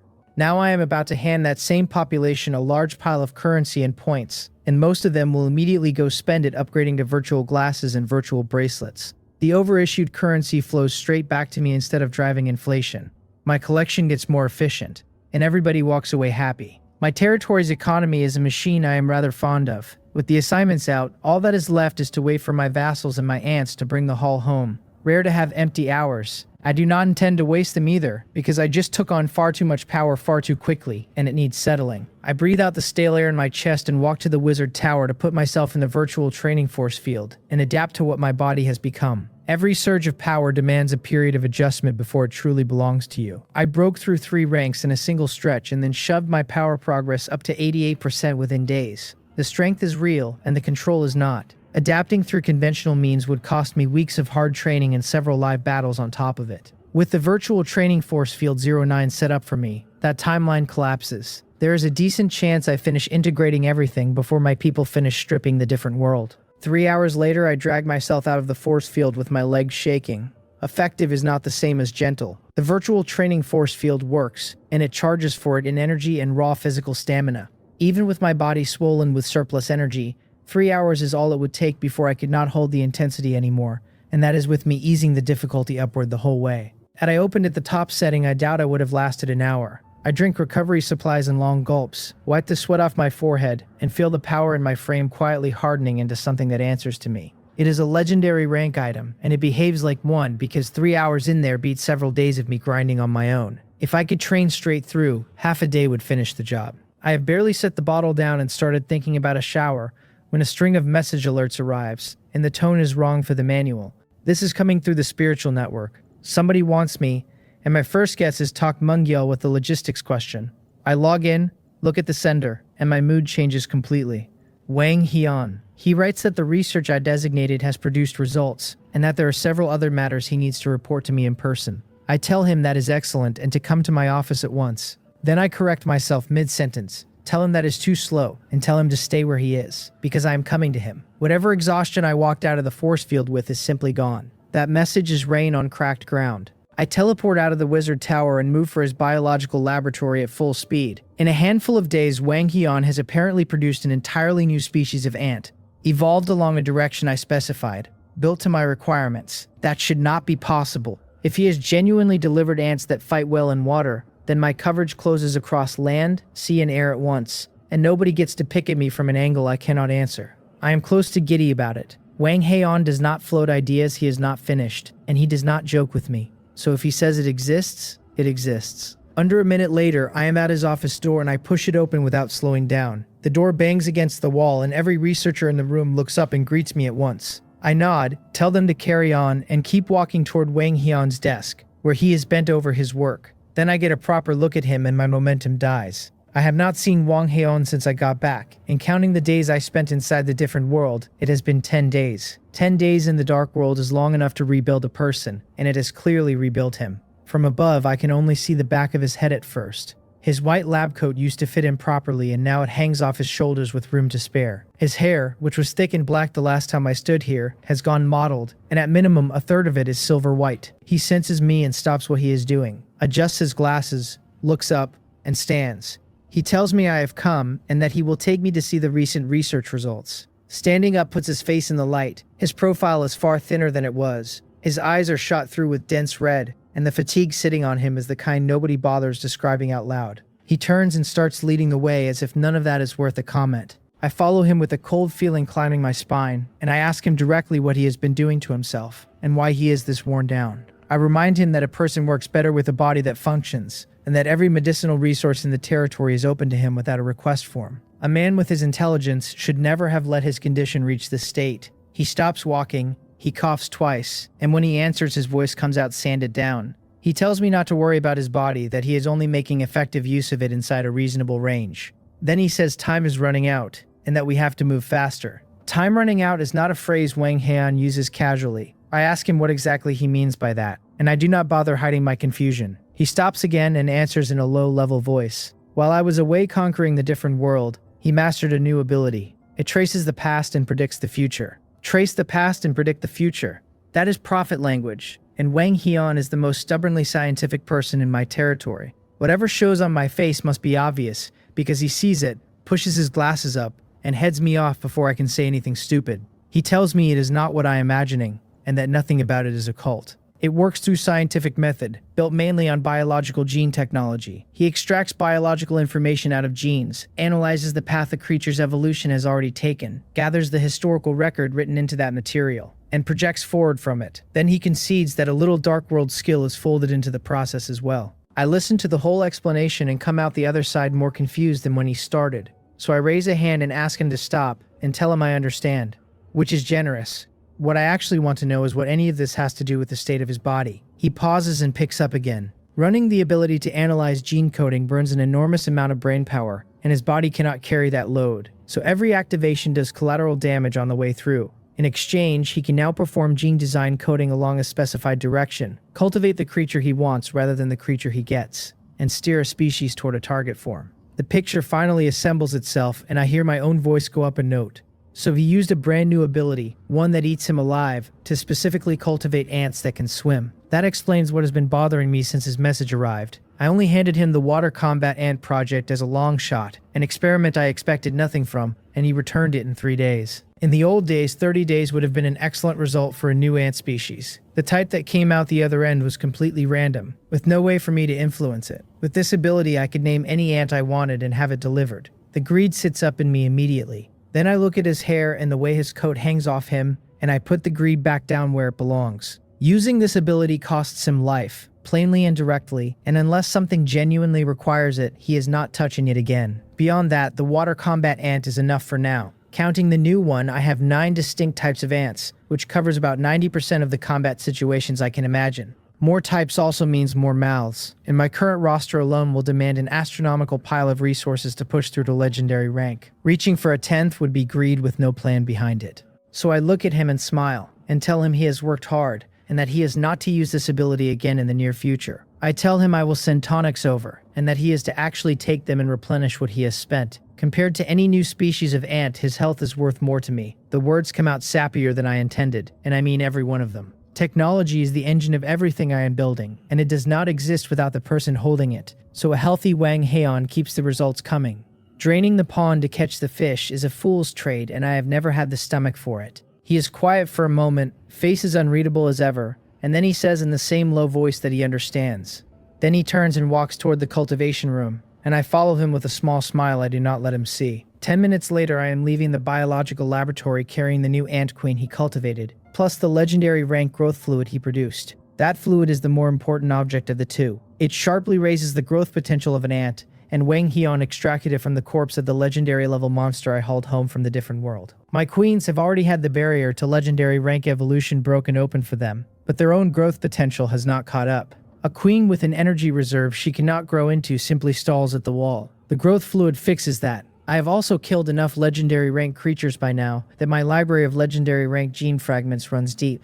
A queen's potential can be lifted by swapping her genes outright. Nobody is getting stuck. 3 bottles sit in my hand and I do the unhappy arithmetic. Even a queen who fully integrates replacement legendary rank genes and lifts her potential to legendary rank is still short of the growth the breakthrough demands. 3 bottles will service 2 queens. Someone is waiting. I have done this before. When my ants were crossing from platinum rank into diamond rank, I ran short of growth fluid the same way, and had to rank them by urgency. This time I do not agonize over it, and I simply follow the evolution order I set back then. With the resources I currently hold, raising every ant to legendary rank at once is fantasy. The standing plan says combat types go first, because combat power is what buys the next pile of resources. Mowol and Mars take the fluid. The Black Scythe Hunting Ant Clan is my hammer for the ugly fights, and the Self-Destruct Ant Clan is my burst force. And prioritizing those two is not a close call. The next time I hunt legendary rank creatures and come home with enough fluid, Lightning and Bright Mirror go next. Lightning's plasma ants are my long-range backbone. As for Bright Mirror, the God King has been quiet lately, but his methods are bizarre, and I am not lowering my guard over a stretch of silence. I want to be ready the day he decides to walk back into my life. Decision made, I feed all 3 bottles to Mowol and Mars, then send them off to Wang Heian to have their legendary rank genes replaced. Only then do I finally look properly at the new species of ant sitting in my hand.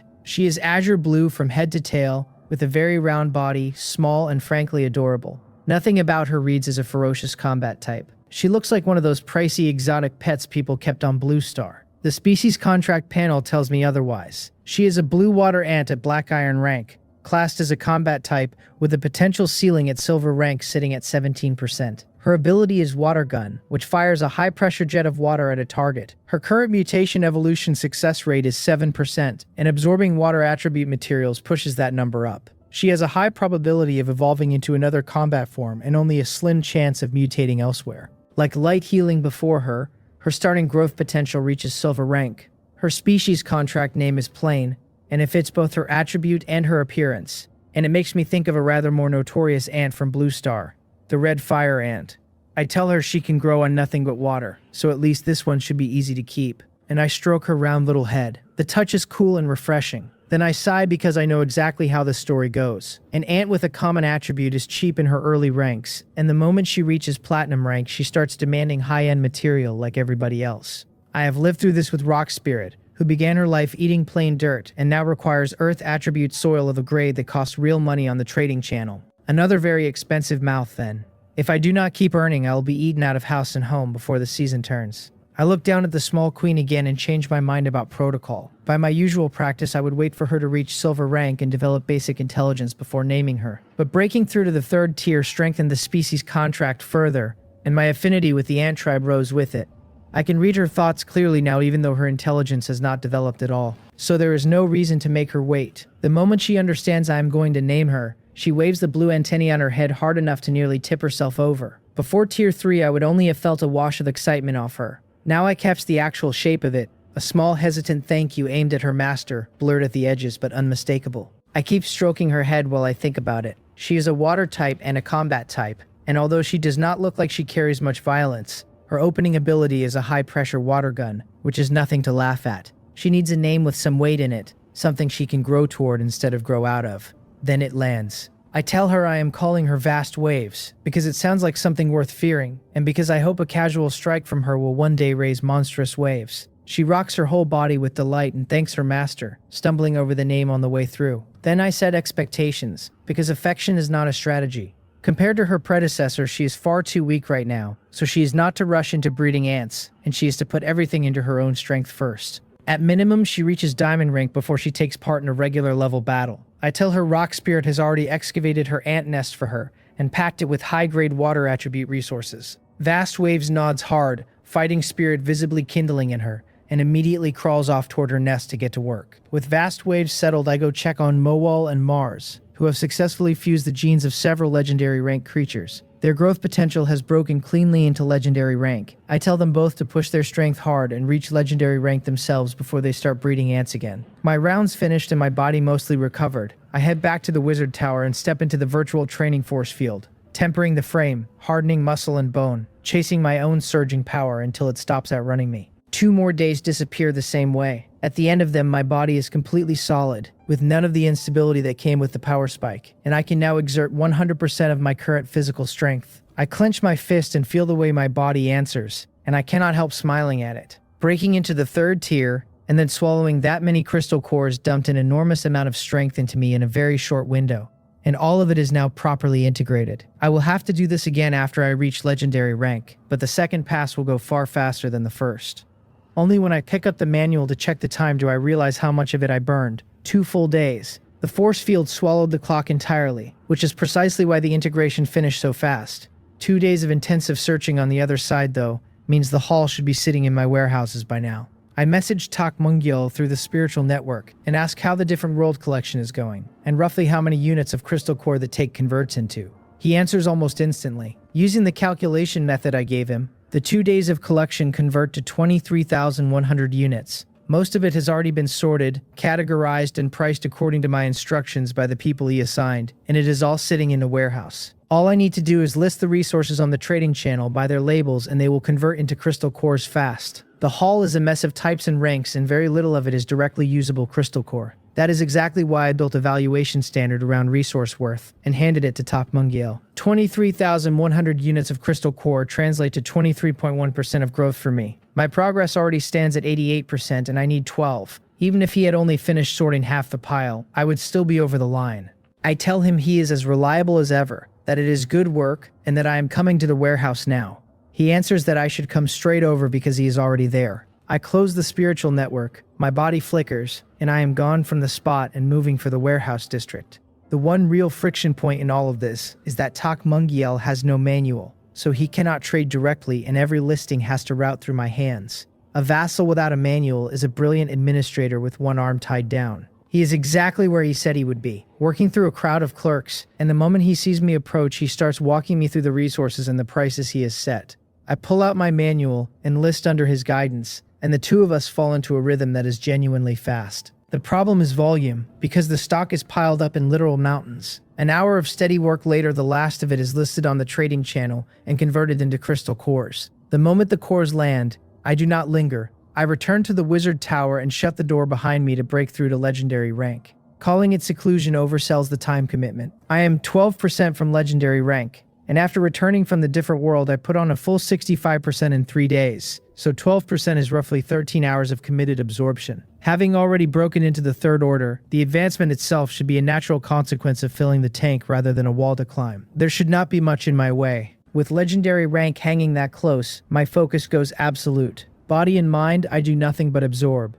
Crystal cores of every rank crumble into powder in front of me, their energy pulled into a body whose cells have gone ravenous. 89%, 90%. The number climbs slowly and never stops climbing, second after second, while the mountain in front of me shrinks. 99, and then, with only a dozen or so cores left of the entire pile, 100. The next second, every cell in my body erupts at once. A surge of energy crashes outward, then returns, then crashes again, washing through me over and over, and under that scouring my physical strength climbs at a speed that does not make sense. I sit there with my eyes open and my face frozen, genuinely shocked. I have been relentless with my training and I had pushed my body's development almost to its ceiling, to the point where squeezing out a tiny gain took a week or two of grinding.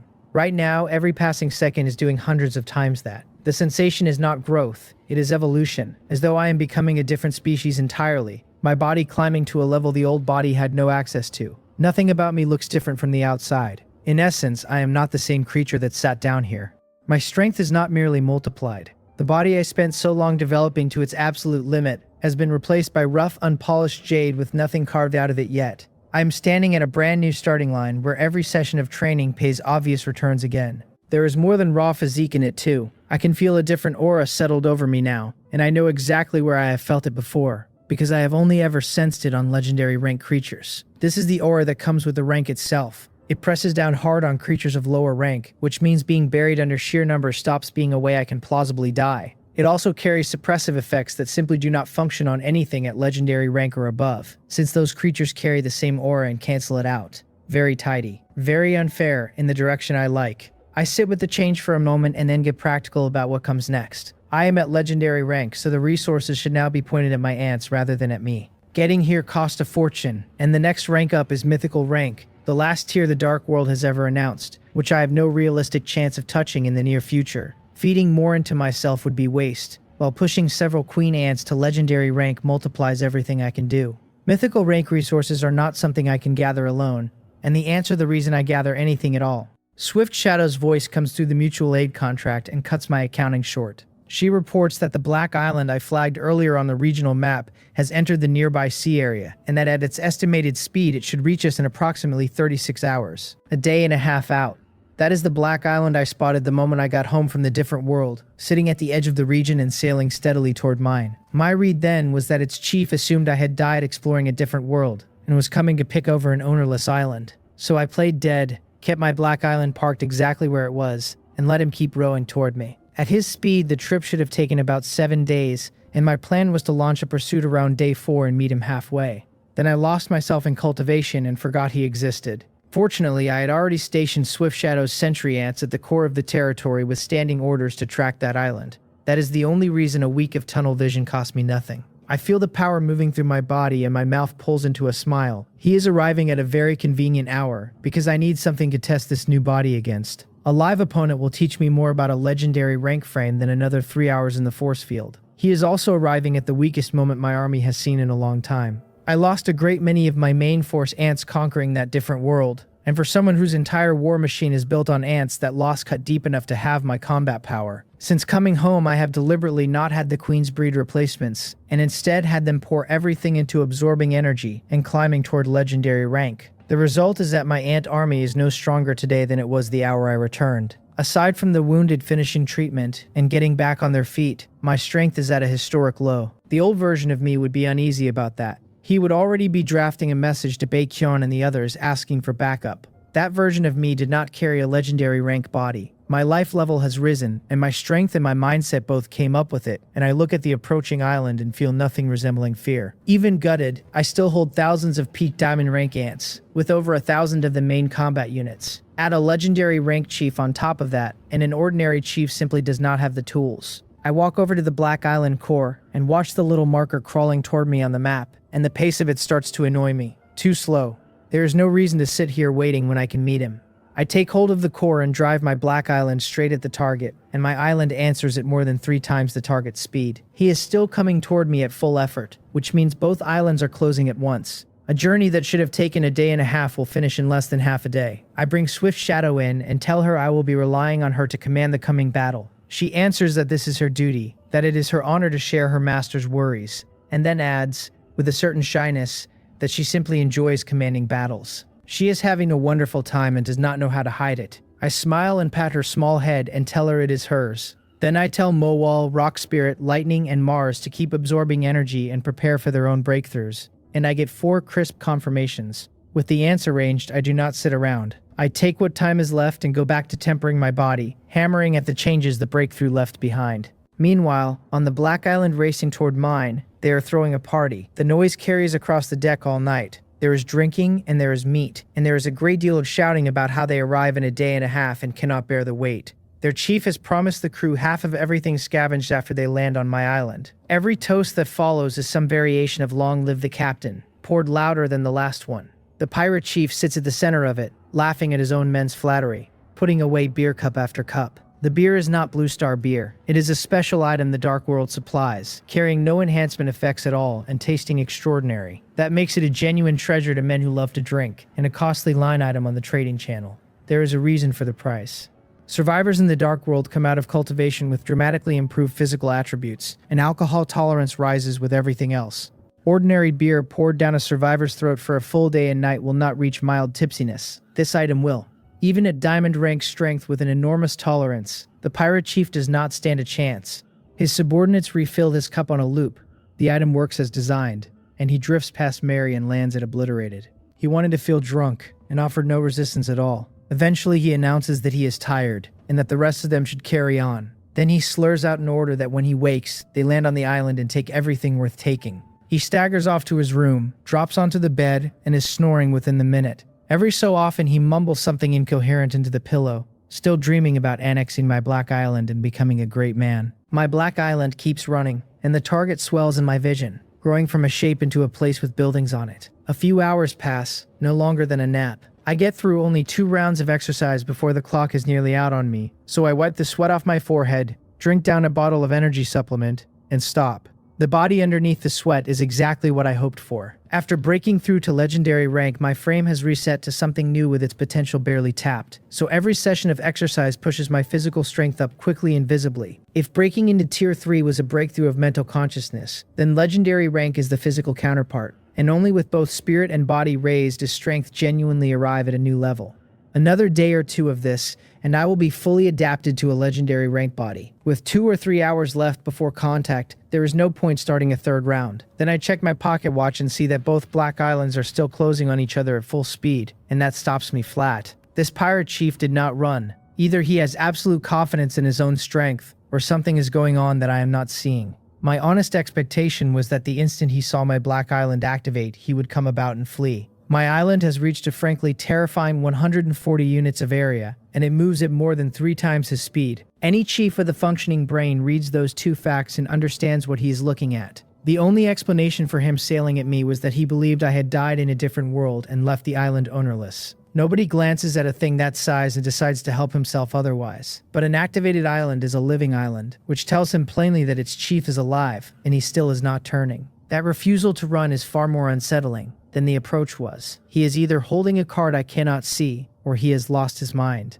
Neither reading is correct. The pirate chief has no hidden strength and no clever plan. He is unconscious in his bed with alcohol in his blood. In my experience, chiefs who survive the brutality of the last stretch are elites who do not commit errors. That's stupid. Yet the world is strange enough that a man can climb high without ever needing one of the qualities the climb supposedly requires. Not running suits me anyway, since it saves time. My earlier estimate had built in the flight and the pursuit. With him still steering into me, contact arrives in about an hour instead of 2 or 3. I stop thinking about it because a legendary rank body does not leave much room for being intimidated by a stranger with a boat. I keep the island at full speed, and under Swift Shadow's command, my ants begin marching rapidly toward the point where the two islands will meet. On the other island, the night finally sends its bill. The pirate chief's core subordinates are all groggy, because staying up drinking until dawn burns real energy even out of bodies as reinforced as theirs. None of them are fully unconscious though, and that detail is the only reason any of them live through the morning. Beer capable of intoxicating ability users is precious enough that only the chief himself drinks it undiluted, while everyone else cuts theirs with water. A pirate named Joe Nosa is the one who wakes first, dragged out of sleep by his own bladder, and he shuffles out half asleep to relieve himself. Before he gets his belt undone, he looks up and sees a black island, an enormous black island. It is closing on his position at a speed that should not be physically available to a landmass. He mumbles that the captain's wine really is something, that even watered down it has him hallucinating after one night, and that the island in question is supposed to still be half a day out. Then he rubs his eyes and looks again, and his pupils shrink to points, and his mouth falls open. It is not a hallucination. That island is alive, which means it has an owner. Everything arrives in his head at once, and the front of his trousers goes warm. If a black island is visible to the naked eye at that distance, the two of them are not far apart at all, and the gap will close in minutes. On that entire black island, only the chief holds access to the regional map. The chief drank himself into a coma and is still deep in his dreams, so he never saw my island light up and start moving. Pure carelessness, and it is about to cost every man aboard. Joe Nosa understands exactly how bad it is, feels his legs go soft under him, and screams that they are under attack at the absolute top of his lungs. The crew on that island are all capable people with real strength, and even half drunk and asleep their perception stays sharp, so the scream jolts every one of them awake at once. The camp fills with confused voices asking whose scream that was, and whether it belonged to Joe Nosa.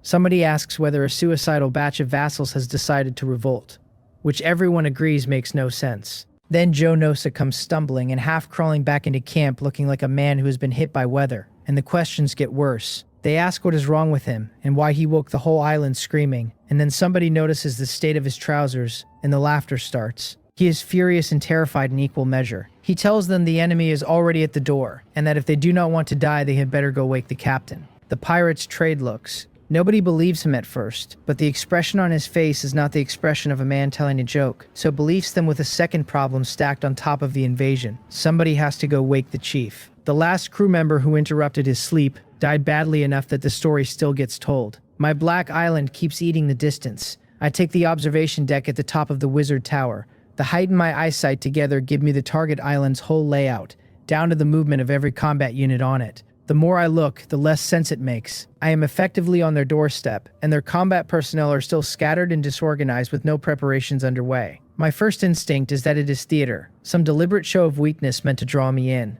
I genuinely cannot work out what the local chief thinks he is doing, and I also do not particularly care, because there is not much he can do about it either way. With about 10 minutes left before the two islands connect, the target suddenly stops sailing toward me and turns and runs the other way. Its speed jumps sharply at the same time, well past anything it was doing before, which means somebody just burned an item to boost it. The sudden reversal does not move me at all, and I shake my head with a wry smile. Running now is a bit late. This is a dying man's scramble, nothing more. My island moves at nearly 3 times his, and even at maximum speed with an item stacked on top he is not remotely in my class. All he bought is delay. 10 minutes becomes 20 minutes, and 20 minutes is still no time at all. He stays comfortably inside my observation range while he flees, and one structure on his island stands out above everything else. An enormous pirate ship. I call it a structure rather than a vessel because it rests entirely on land and cannot sail anywhere, which makes it an oddly shaped building with a bowsprit. It flies a flag showing a one-eyed skull holding a scimitar, and its hull is black and immense. Thousands of combat personnel in full pirate dress are pouring in and out of it, running pre-battle preparations at a frantic pace. My own forces have been in position for a while, so I have nothing to do but watch them work, and I watch with real interest. The costuming is the part I keep coming back to. Every fighter on that island is dressed like a pirate, and I cannot tell whether their chief was an actual pirate back on Blue Star or simply enjoys the theme. My opinion of pirates is not generous, Real ones were vicious criminals, nothing like the charming rogues that Blue Star's cartoons and movies sold to children. I make a note to screen them later for anti-human elements, and while there is time, I start thinking about how to handle captives. I do not take everyone. Anyone who found genuine pleasure in torturing and killing humans is refused regardless of how strong he is. Men who racked up casualties in the course of conquest are a different matter, and I have no objection to those. Between Clear's mental detection and the Sentry Ant's physical status reading, I can run lie detection at 100% accuracy, so nobody slips past the screen by being a good liar. The minutes bleed away while the pirate chief's subordinates work themselves ragged, sweating and shoving and racing the clock. And to their credit, they finish the pirate ship's preparations before my island arrives. The entire flank of the ship opens up to reveal dense rows of dark cannon muzzles. On the deck, sailors wheel out a great many primitive-looking cannon carts and swing them around to point at me. Both the fixed guns and the carts look like medieval hardware from Blue Star, the sort of antique that would be behind glass in a museum back home. I do not underestimate them for a second. A chief who outlasted more than 100 rivals in a free-for-all did not get there leaning on anything simple. So I activate my ability and look closely, and the moment I do, my expression goes hard. There is a layer of gray-black gas clinging to those cannon barrels. It carries something in it that reads uncomfortably like resentment. It is not the power of the cannons that turns my stomach, it is what they are. Resentment on that scale is only ever produced by intelligent beings, and the intelligent beings most capable of generating it in volume are humans. Which means this chief is using people as consumables. He is an evil cultivator in the oldest sense. Every cannon and every shell on that deck is saturated with it. I do not want to think too hard about how many people that arithmetic required, and a cold weight settles into my chest as I look at it. I glance at the island about to dock with mine and tell Swift Shadow that I am counting on her, and that she is not to hold anything back. She answers that she will end the battle as fast as it can be ended. The two black islands slam together with a rolling series of impacts and the whole world shakes underfoot. My ant army is already pouring out before the tremor finishes. Across the gap, hundreds upon hundreds of cannons along the pirate ship open fire at once, and the roar of it does not stop. On the other side of that noise, the pirate chief is not laughing anymore. He is out on the deck with a whip in his hand, screaming at his crew to load the guns faster. The whip lands across their backs whenever they fall behind his idea of fast. The drink is burned out of his face and left something grim behind it, his color shifting between pale and livid as he curses my island for being alive. He wants to know what kind of joke it is that a black island that size turns out to be a living thing, and why if it was alive it never moved before now. His assumption was reasonable. A black island that large, sitting motionless for over 10 days, should have been a corpse. The World Channel has been full of stories about chiefs who trusted their own strength, challenged different worlds above their tier, died inside them, and left their islands ownerless. A chief exploring a red-level different world normally comes back in about 3 days, and after returning almost nobody dives straight back in, because everyone settles down for a stretch to rebuild. During that stretch they roam, they scout, and they hunt opportunities. A chief who leaves his island parked for 10 days is not resting. He is dead. He was not wrong about any of that. What he did not know was that I burned a huge stretch of time inside the different world, breaking through to the 3rd rank. That time difference is the entire reason he misread the board. That misreading is why he is now standing on his own deck with no options left, forced to trade blows with me head on. He does not consider himself finished. In his own accounting he was careless, nothing more, and with a little preparation there is still a counterattack available. His abilities are not weak, he has beaten a great many people to stand where he stands, and he is not a man to be handled casually. My island being 140 units and outrunning him 3-1 means nothing to him, because size and speed are not combat power. There is also the matter of what surrender would buy him, which is what actually decides it. He has roamed the seas doing every evil thing that occurred to him, and he knows perfectly well that no chief, good or bad, is going to sleep soundly with him as a vassal. Every road ends the same way, and a desperate fight is the only one with a survival number attached, however small. Besides, he still counts tens of thousands of human livestock in his warehouse, raw material for tens of thousands more grudge soul cannonballs. He does not believe anybody alive can stand under that. The cannonballs come in waves, one after another, each volley an argument for how badly he intends to die on his feet. I watch them fill the air like a swarm coming out of a hive, and I frown. Beyond the resentment clinging to them, there is nothing remarkable about the shells at all. What is remarkable is the flight. They move extremely fast, they carry extraordinary range, and even with the pirate ship more than 10 kilometers away, the shells cross that distance with no visible air resistance, arriving as fast as they left. By this point, my ants have already broken into small team formation on Swift Shadow's orders, and are dispersing as they advance on the pirate ship. She chose that target for 2 reasons. The ship is obviously the enemy's core position, and the sentry ants have detected a great many faint life signatures inside that enormous hull. Those are the people I actually came for. She understood my strategic objective without needing it repeated. She has already peeled off a dozen elite sentry ant units to slip into the cabin under stealth and locate the vassals held there. The enemy does not get to bury the evidence by slaughtering them when the fight turns. Her tactics are conventional, and they are stable, and there is nothing wrong with conventional at the opening of a battle. Watching from the rear, I nod because her command has never once given me a reason to worry. Then the battle stops going the way I expected. Those gray-wreathed cannonballs, mid-flight and already committed, suddenly change direction. They break downward in a turn no ballistic object has any business making, and plunge at high speed toward the ground. The detonations roll across the island, one on top of another, and the earth shakes hard enough to feel through my boots. Dust and smoke swallow the entire battlefield, and from up here I cannot see a thing inside it. I do not need to see it to know something is wrong, because the sector under that smoke is exactly where my ants were moving. I check through the mutual aid contract and my face goes to stone. Every one of those cannonballs found my ants. Not most of them. All of them, including the sentry ants who were dispersed and running under full stealth. Ordinary ants taking hits would be one thing. Sentry ants taking hits is genuinely frightening. Every sentry ant in this engagement is a peak diamond rank existence with concealment good enough to walk past a legendary rank creature. Their agility is high enough that clumsy artillery should be a joke to them. Fast energy weapons cannot touch these units. Somehow a rack of medieval iron just hit every single one without dropping a shot. The follow-through at least explains itself once I look at the data. These grudge soul cannonballs are not ordinary ordnance, and the fact that stealth sentry ants were struck means the shells carry tracking. Judging by the precision, they lock onto living beings directly rather than onto position or heat. Worse, the sentry ants recorded something in their final moments. The closer a shell gets to its target, the faster it climbs, geometrically, until dodging simply stops being an available action. So this is the pirate chief's method. The damage profile is the part that actually worries me. These shells do not only deal explosive damage, there is a layer of spiritual attack riding underneath it. The ants caught in that barrage took very little physical harm, and they have come out of it listless and dulled, as though something in them was bruised rather than broken. Physical damage I can heal in an afternoon. Spiritual damage is a different kind of problem entirely. This pirate chief is not the pushover his morning suggested. I do not get a single breath to plan around it either, because another dense barrage is already in the air, screaming toward my territory. The pirate ship ahead keeps roaring, gun deck after gun deck, and the situation is genuinely tricky. I am not panicking about it. If anything, I let a breath out, because the unknown is always the worst enemy on a battlefield, and this one has just shown me its hand.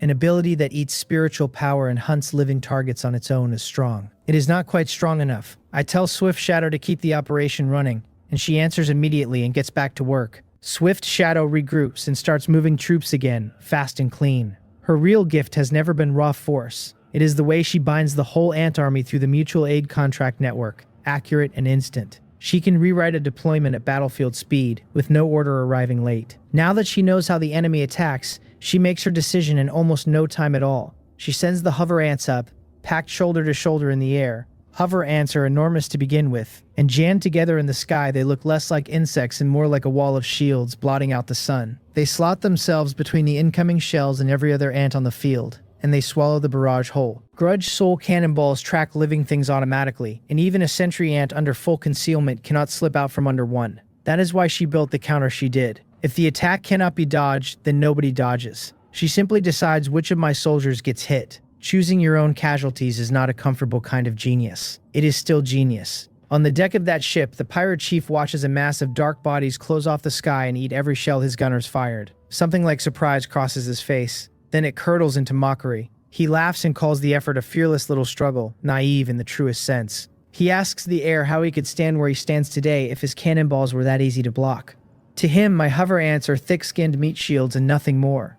He states the rule like a man teaching a class, that the stronger a creature's body, the weaker its spiritual power. He promises that a few hits will bring the whole wall down. The next volley comes in dense and fast, closing on my territory and on the hover ants. Grudge soul cannonballs accelerate hard the instant they sense a living body, and my hover ants have no time to react before they vanish under the swarm. Swift Shadow never intended for them to react. The pirate chief happened to be right about the biology, which is the irritating part. Physical strength and spiritual power trade off in nearly every species, and hover ants are the textbook case, armored and enormous and mentally thin. Being enormous is what damns them here. Each hover ant catches at least 100 shells all by itself. A handful of those cannonballs would already outrun a hover ant's spiritual power. Dozens is past the limit. Hundreds is not a fight but an erasure. Every shell strips away another sheet of that ant's mind, and the bodies barely show it. scorched a little on the shell and otherwise whole. Then the spiritual power runs out all at once and the brain dies inside a body that is still intact. What is left in the sky is a walking corpse with wings.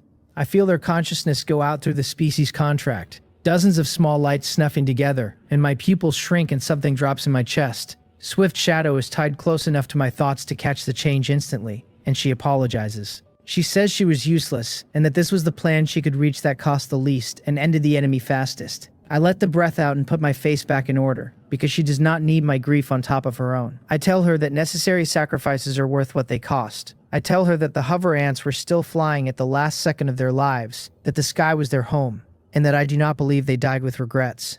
Then I tell her to go on. She answers, and the ant army does not waste one heartbeat of the window those deaths bought. While the hover ants soak up the barrage, the ground force runs. In a minute or two, they have covered nearly half the distance to the pirate ship, and at that pace they will be under its hull soon enough to start killing.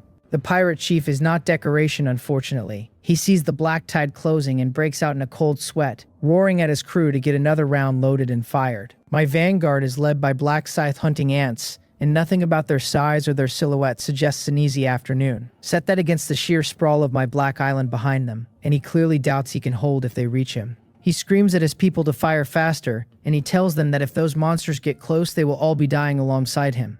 They shout back that they will. The crew hurry, because they have to. Grudge Soul cannonballs are not ordinary shot. They need purpose-built guns, and they burn spiritual power out of the men firing them. After several rounds, his gunners are glassy and slow, which is why the pace slipped. Then the pirate chief goes through them in a rage and personally kills several of the ones dragging their feet, and after that nobody drags anything. They load and fire like men who have seen exactly what the alternative looks like. He snorts that they are a useless bunch, and only then does his temper settle a little. He stares out at my charging army, tells it not to bother getting close, tells it to die, and laughs. Meanwhile, I am watching another wave rise off that deck and grinding my teeth. I want to know where this scoundrel is keeping all this ammunition. Every one of those shells is going to open a hole in an army that has already been bled badly, and my hover ants are nearly gone after the last bombardment. What is left cannot cover another round. By the marching numbers, my ants need to survive 1 or 2 more volleys to reach the hull. War usually takes that shape, whole campaigns decided by a margin you could measure with your fingers.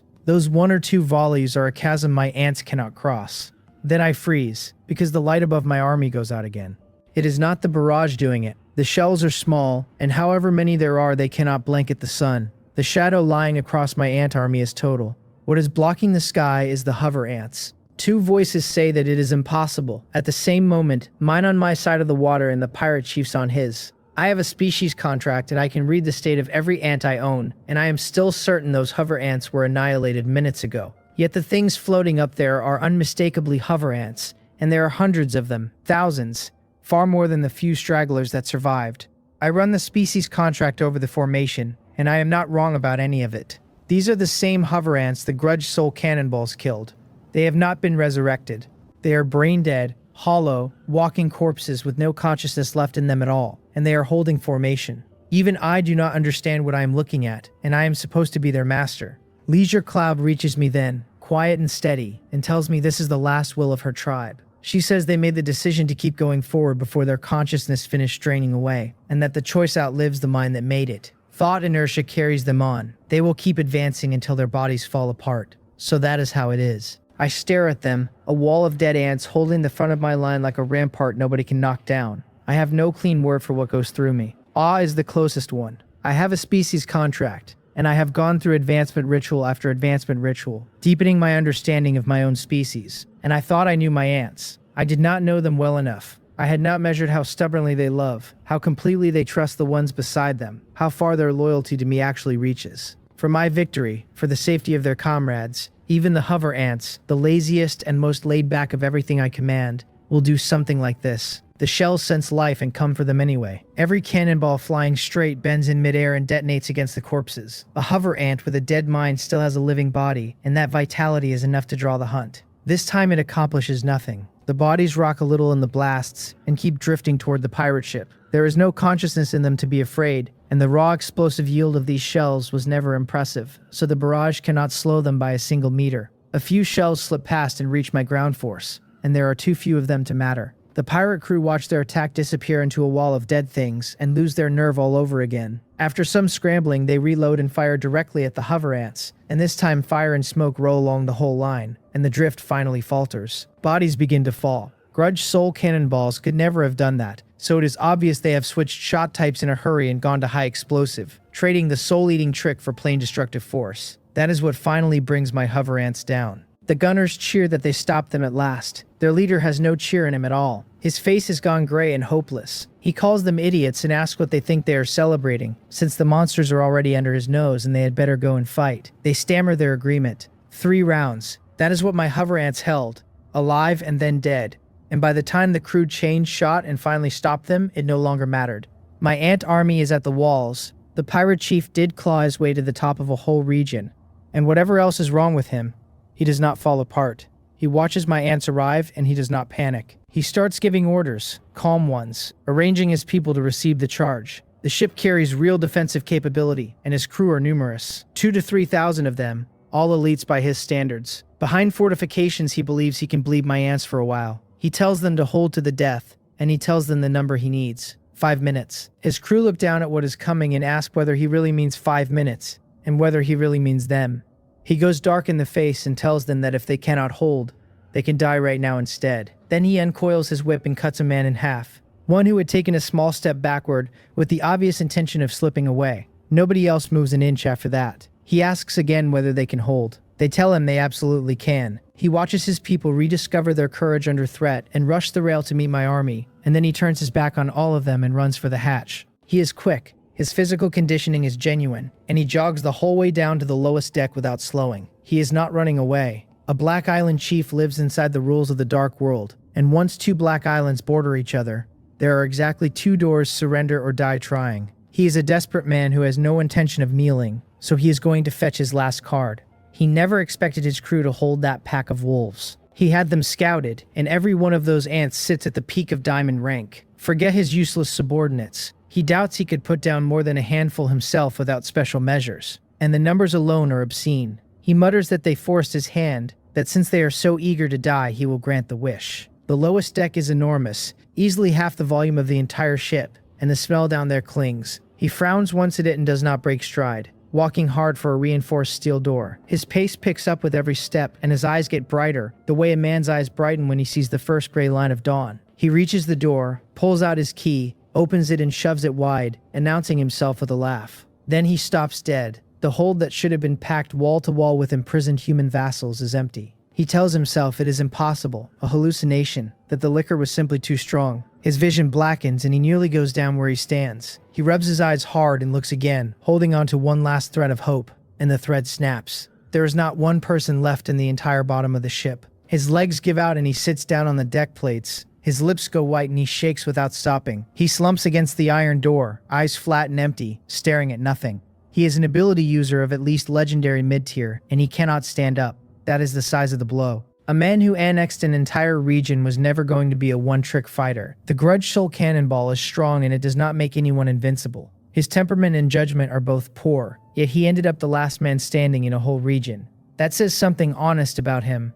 The thing that actually carried him there is the other ability, the Grudge Soul Ghost Ship. The Ghost Ship is the vessel he is standing in, dormant the whole time, which is why it has looked like a pirate ship and nothing more. To wake its Grudge Soul state and show what it actually is, the minimum price is 1,000 Grudge Souls offered up. More sacrifices mean more power, and there is no ceiling written anywhere. Feed it enough, and the peak of legendary rank is not out of the question for him. That ability is the reason he swept a region and stayed unbeaten. The spirits do not come cheap, or the item would be absurd. The conditions are narrow. The dead must be highly intelligent beings, dead for no more than 10 minutes, and they must have felt extreme fear before they died. After long experiment, he found humans the easiest creatures alive to push through that filter. A man with morals as thin as his did not agonize over it for a second. He was delighted, in fact, at how convenient the materials turned out to be. So he turned on slaughter mode and fed war with war, and never stopped. Right up to today. The bottom of the hold is his pantry. It is a vast space, half the ship, and it can house 3,000 or 4,000 people at any humane standard. He had 30,000 to 40,000 crammed into it. That is 10 times the density a body can live at. Worse than the slave ships of the old centuries back on Blue Star. That reserve is the reason he stayed so composed while my ant army came at him, and why he did not flinch even when the Grudge Soul Cannonballs stopped working. He had 30,000 to 40,000 human beings in the cellar. In the past, he had only ever burned 1 or 2,000 at a time. That alone lifted him into legendary rank inside minutes, lower tier and lasting 1 hour, and it ended everyone he met. If 1 or 2,000 buys the lower tier, he had spent this whole battle doing quiet arithmetic. He ran the numbers on 3 or 4,000, on 7 or 8,000, on 10,000, and finally on all 30 or 40,000 at once. That arithmetic was the whole of his confidence, and it has just gone out of him like air out of a punctured balloon. He keeps asking the empty hold how it is possible, how tens of thousands of people vanish without a trace. He points out to nobody that the ghost ship carries a mental protection net, that an infiltrator should have tripped it. He points out that the enemy chief's monster soldiers were visibly on the front line, with no window in which anyone could have moved that many bodies. He asks why, and the whole does not answer him. He is right about every piece of it, which is why he cannot solve it. My main force was on the surface the entire time, walking into a hail of shot and grinding forward meter by meter, and they had only just arrived under his hull. They never had a second to spare for his prisoners. The one thing he overlooked is that he could see the whole sky and the whole surface of the sea and the land, and the ground beneath him was never a domain he could observe. Underground, where nobody was looking, Swift Shadow had committed every tunneling ant in my territory. That is what she is. She can run several fronts at once with no lag between any of them, and none of the fronts ever learns about the others. Hundreds of massive tunneling ants moved like earth dragons under the seabed, and because nothing down there resisted them, they were faster than my surface army by a wide margin. They were parked beneath the pirate ship long before the fighting up top reached its worst. Every screaming minute above, every hover ant that died holding the sky, served one purpose, keeping every enemy eye pointed up, loud hand in front, real hand underneath. The tunneling ants did their part and got close, without so much as a tremor reaching the enemy. The original plan had been simpler and uglier. Dig a pit under the whole ship and bury it, hull and crew and chief together. Then sentry ants riding with the digging teams picked up a large mass of human life signs in the bottom of the hold. The pit stopped being an option, because almost none of those starved people would survive a collapse. Population was one of my primary goals in this battle. Trading tens of thousands of future subjects for a faster kill would have been short-sighted, and my ants know how I think. So they went to a breach and an extraction instead. That ran into the mental protection net, which the sentry ants also detected, and cutting through it carelessly would have rung the bell on the whole operation. Swift Shadow answered by rushing a unit of clear ants to the site, and their mental interference ability put the net to sleep without a ripple. After that, hundreds of tunneling ants needed roughly a dozen seconds to open enough tunnels and carry 30 to 40,000 captives out through the floor of the ship their owner was standing on. Every one of those captives was legally the pirate chief's vassal, held in stock for the sacrifice, and every one of them was so weak they were on the edge of fainting. Not one of them was a threat to anybody. Once the tunneling ants had the whole crowd somewhere safe, the signal reached Swift Shadow, and she turned the decapitation squad loose with a 2-word order. The bottom of the cabin is not empty after all, and the wreck of a man sitting in the doorway never notices the layer of black turning slowly in the shadows of the far corner. 12 small shapes come out of that corner at once, quick as lightning strikes, converging on him from every angle. Their claws are short and dagger bright, already tracking his weak points and vital lines. These are the sentry ants who rode in with the tunneling ants and did not leave with them. Swift Shadow understood how his grudge soul cannonballs were fueled, so she knew what those captives were worth. She seated an assassination team here under the codename Decapitation. It was to stay buried until the perfect opening, and a man staring at an empty pantry with his soul falling out of his face is exactly that. 12 bodies and 12 claws move at once across his limbs and his torso. There is no drama to it. The claws part him the way a hot knife parts butter, meeting nothing like resistance. The next second the deck is red and pieces of the pirate chief are in the air. The most arrogant man on this ocean is dismembered inside a single breath. That is what a sentry ant is for. Unremarkable in a straight fight and unmatched at infiltration, assassination, and intelligence gathering. Swift Shadow feels the strike land, goes still for a beat, then floods with joy, telling herself the operation is a success and she can report to me. She is on the point of doing it when she stops herself and works it through. When a chief dies, his vassals get the notification of his death and convert straight to the killer's side, and those crew should have stopped fighting the instant the claws went through him. They are still up there fighting like animals, so the man is not dead. She realizes it and has no time to push the warning down to the squad. The squad does not need it. They can already see the change. The body is genuinely destroyed. There is nothing left in that heap with a heartbeat in it. Floating above the wreckage is a grayish-white ghost wearing his face in his shape. The thing is out of its mind with delight. It shrieks laughter at them, crowing that he is dead, that they killed him, and telling all of them to die. My sentry ants ignore the noise entirely and put their claws straight through it, and the claws pass through and do nothing at all. After the last of the laughter, the ghost goes quiet. It turns its head and takes one long poisonous look across the water in my direction, and then the whole thing drills down into the deck and is gone.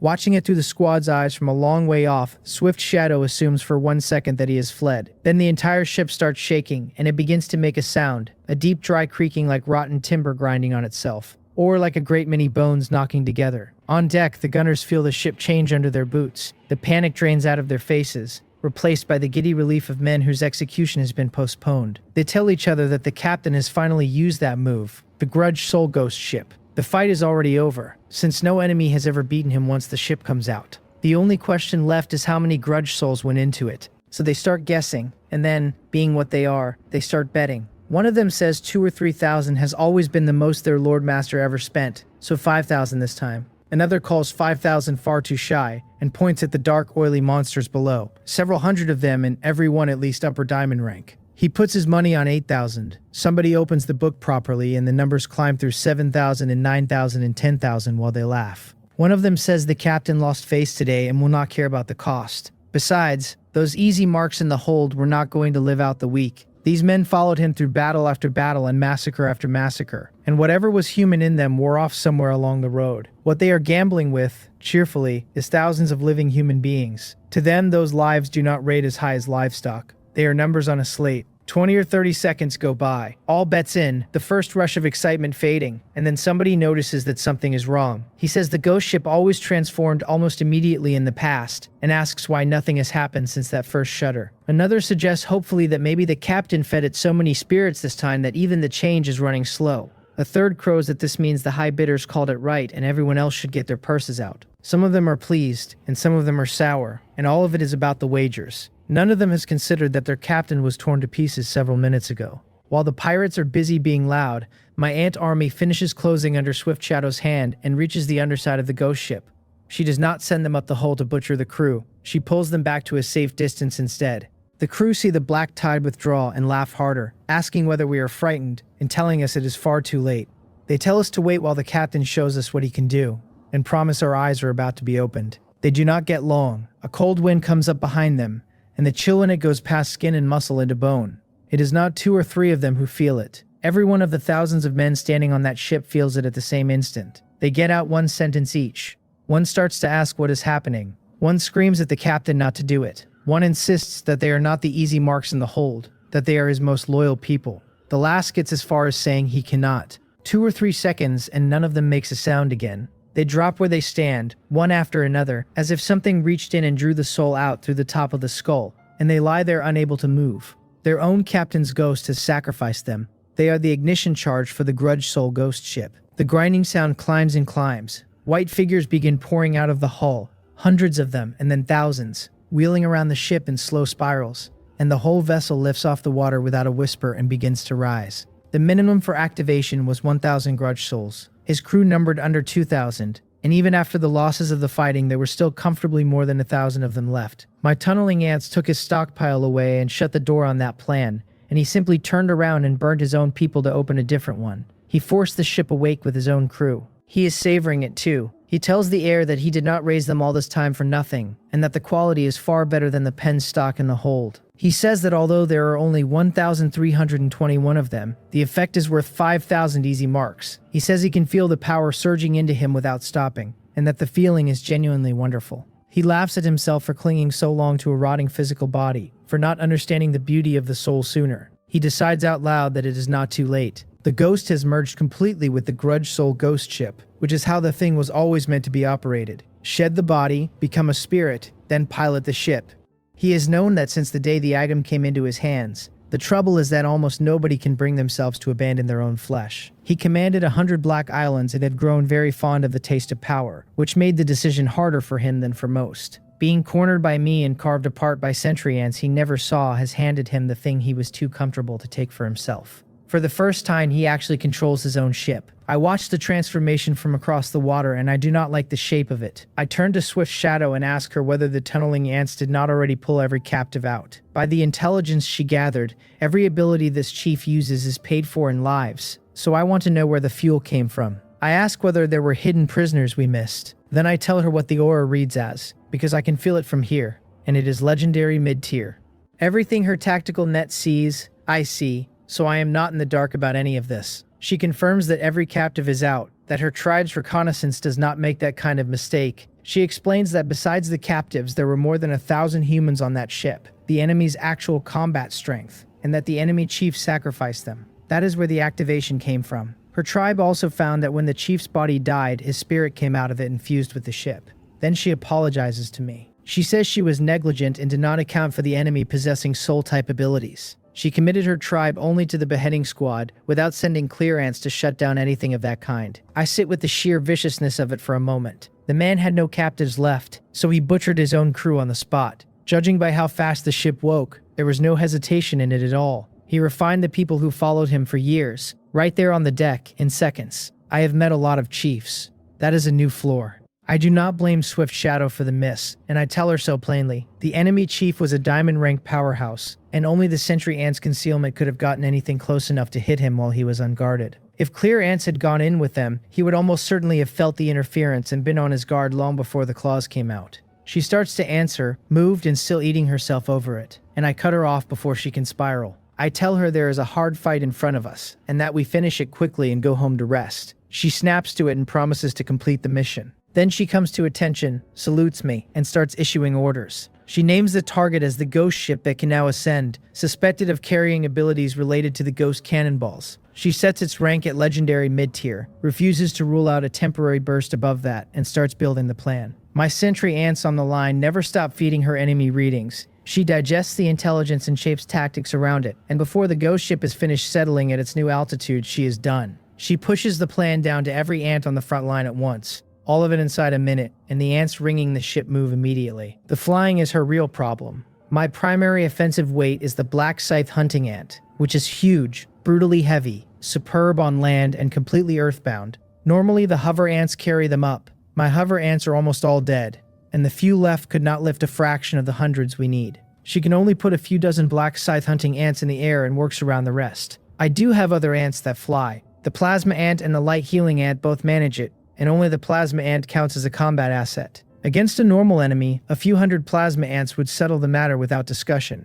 This enemy is not normal. He has strange methods and legendary mid-tier strength, and killing him with plasma ants alone would be a very long afternoon. I did prepare for this fight beyond that. I had Mars cultivate a batch of blasting ants ahead of time, and I burned every last one in the different world. Even with Mars working non-stop for days, the current stock is 100. 100 blasting ants will hurt that ship badly. Calling them enough to kill it would be optimism. Swift Shadow runs the whole calculation, arranges it all as efficiently as possible, and finds that the odds of actually killing this monster fused with its ship are poor. She does not force the attack anyway, which is exactly why I trust her with my army. She reports it straight: with the combat power currently on the field, we cannot kill the enemy. Pressing the attack risks enormous losses and possibly the annihilation of the entire force. She requests reinforcements. None of that surprises me. Legendary mid-tier is legendary mid-tier. I killed a legendary upper-tier deformed monster in the different world, and I am not stupid enough to let that go to my head. Legendary rank is a different order of existence from diamond rank, and even a legendary lower-tier opponent deserves both hands.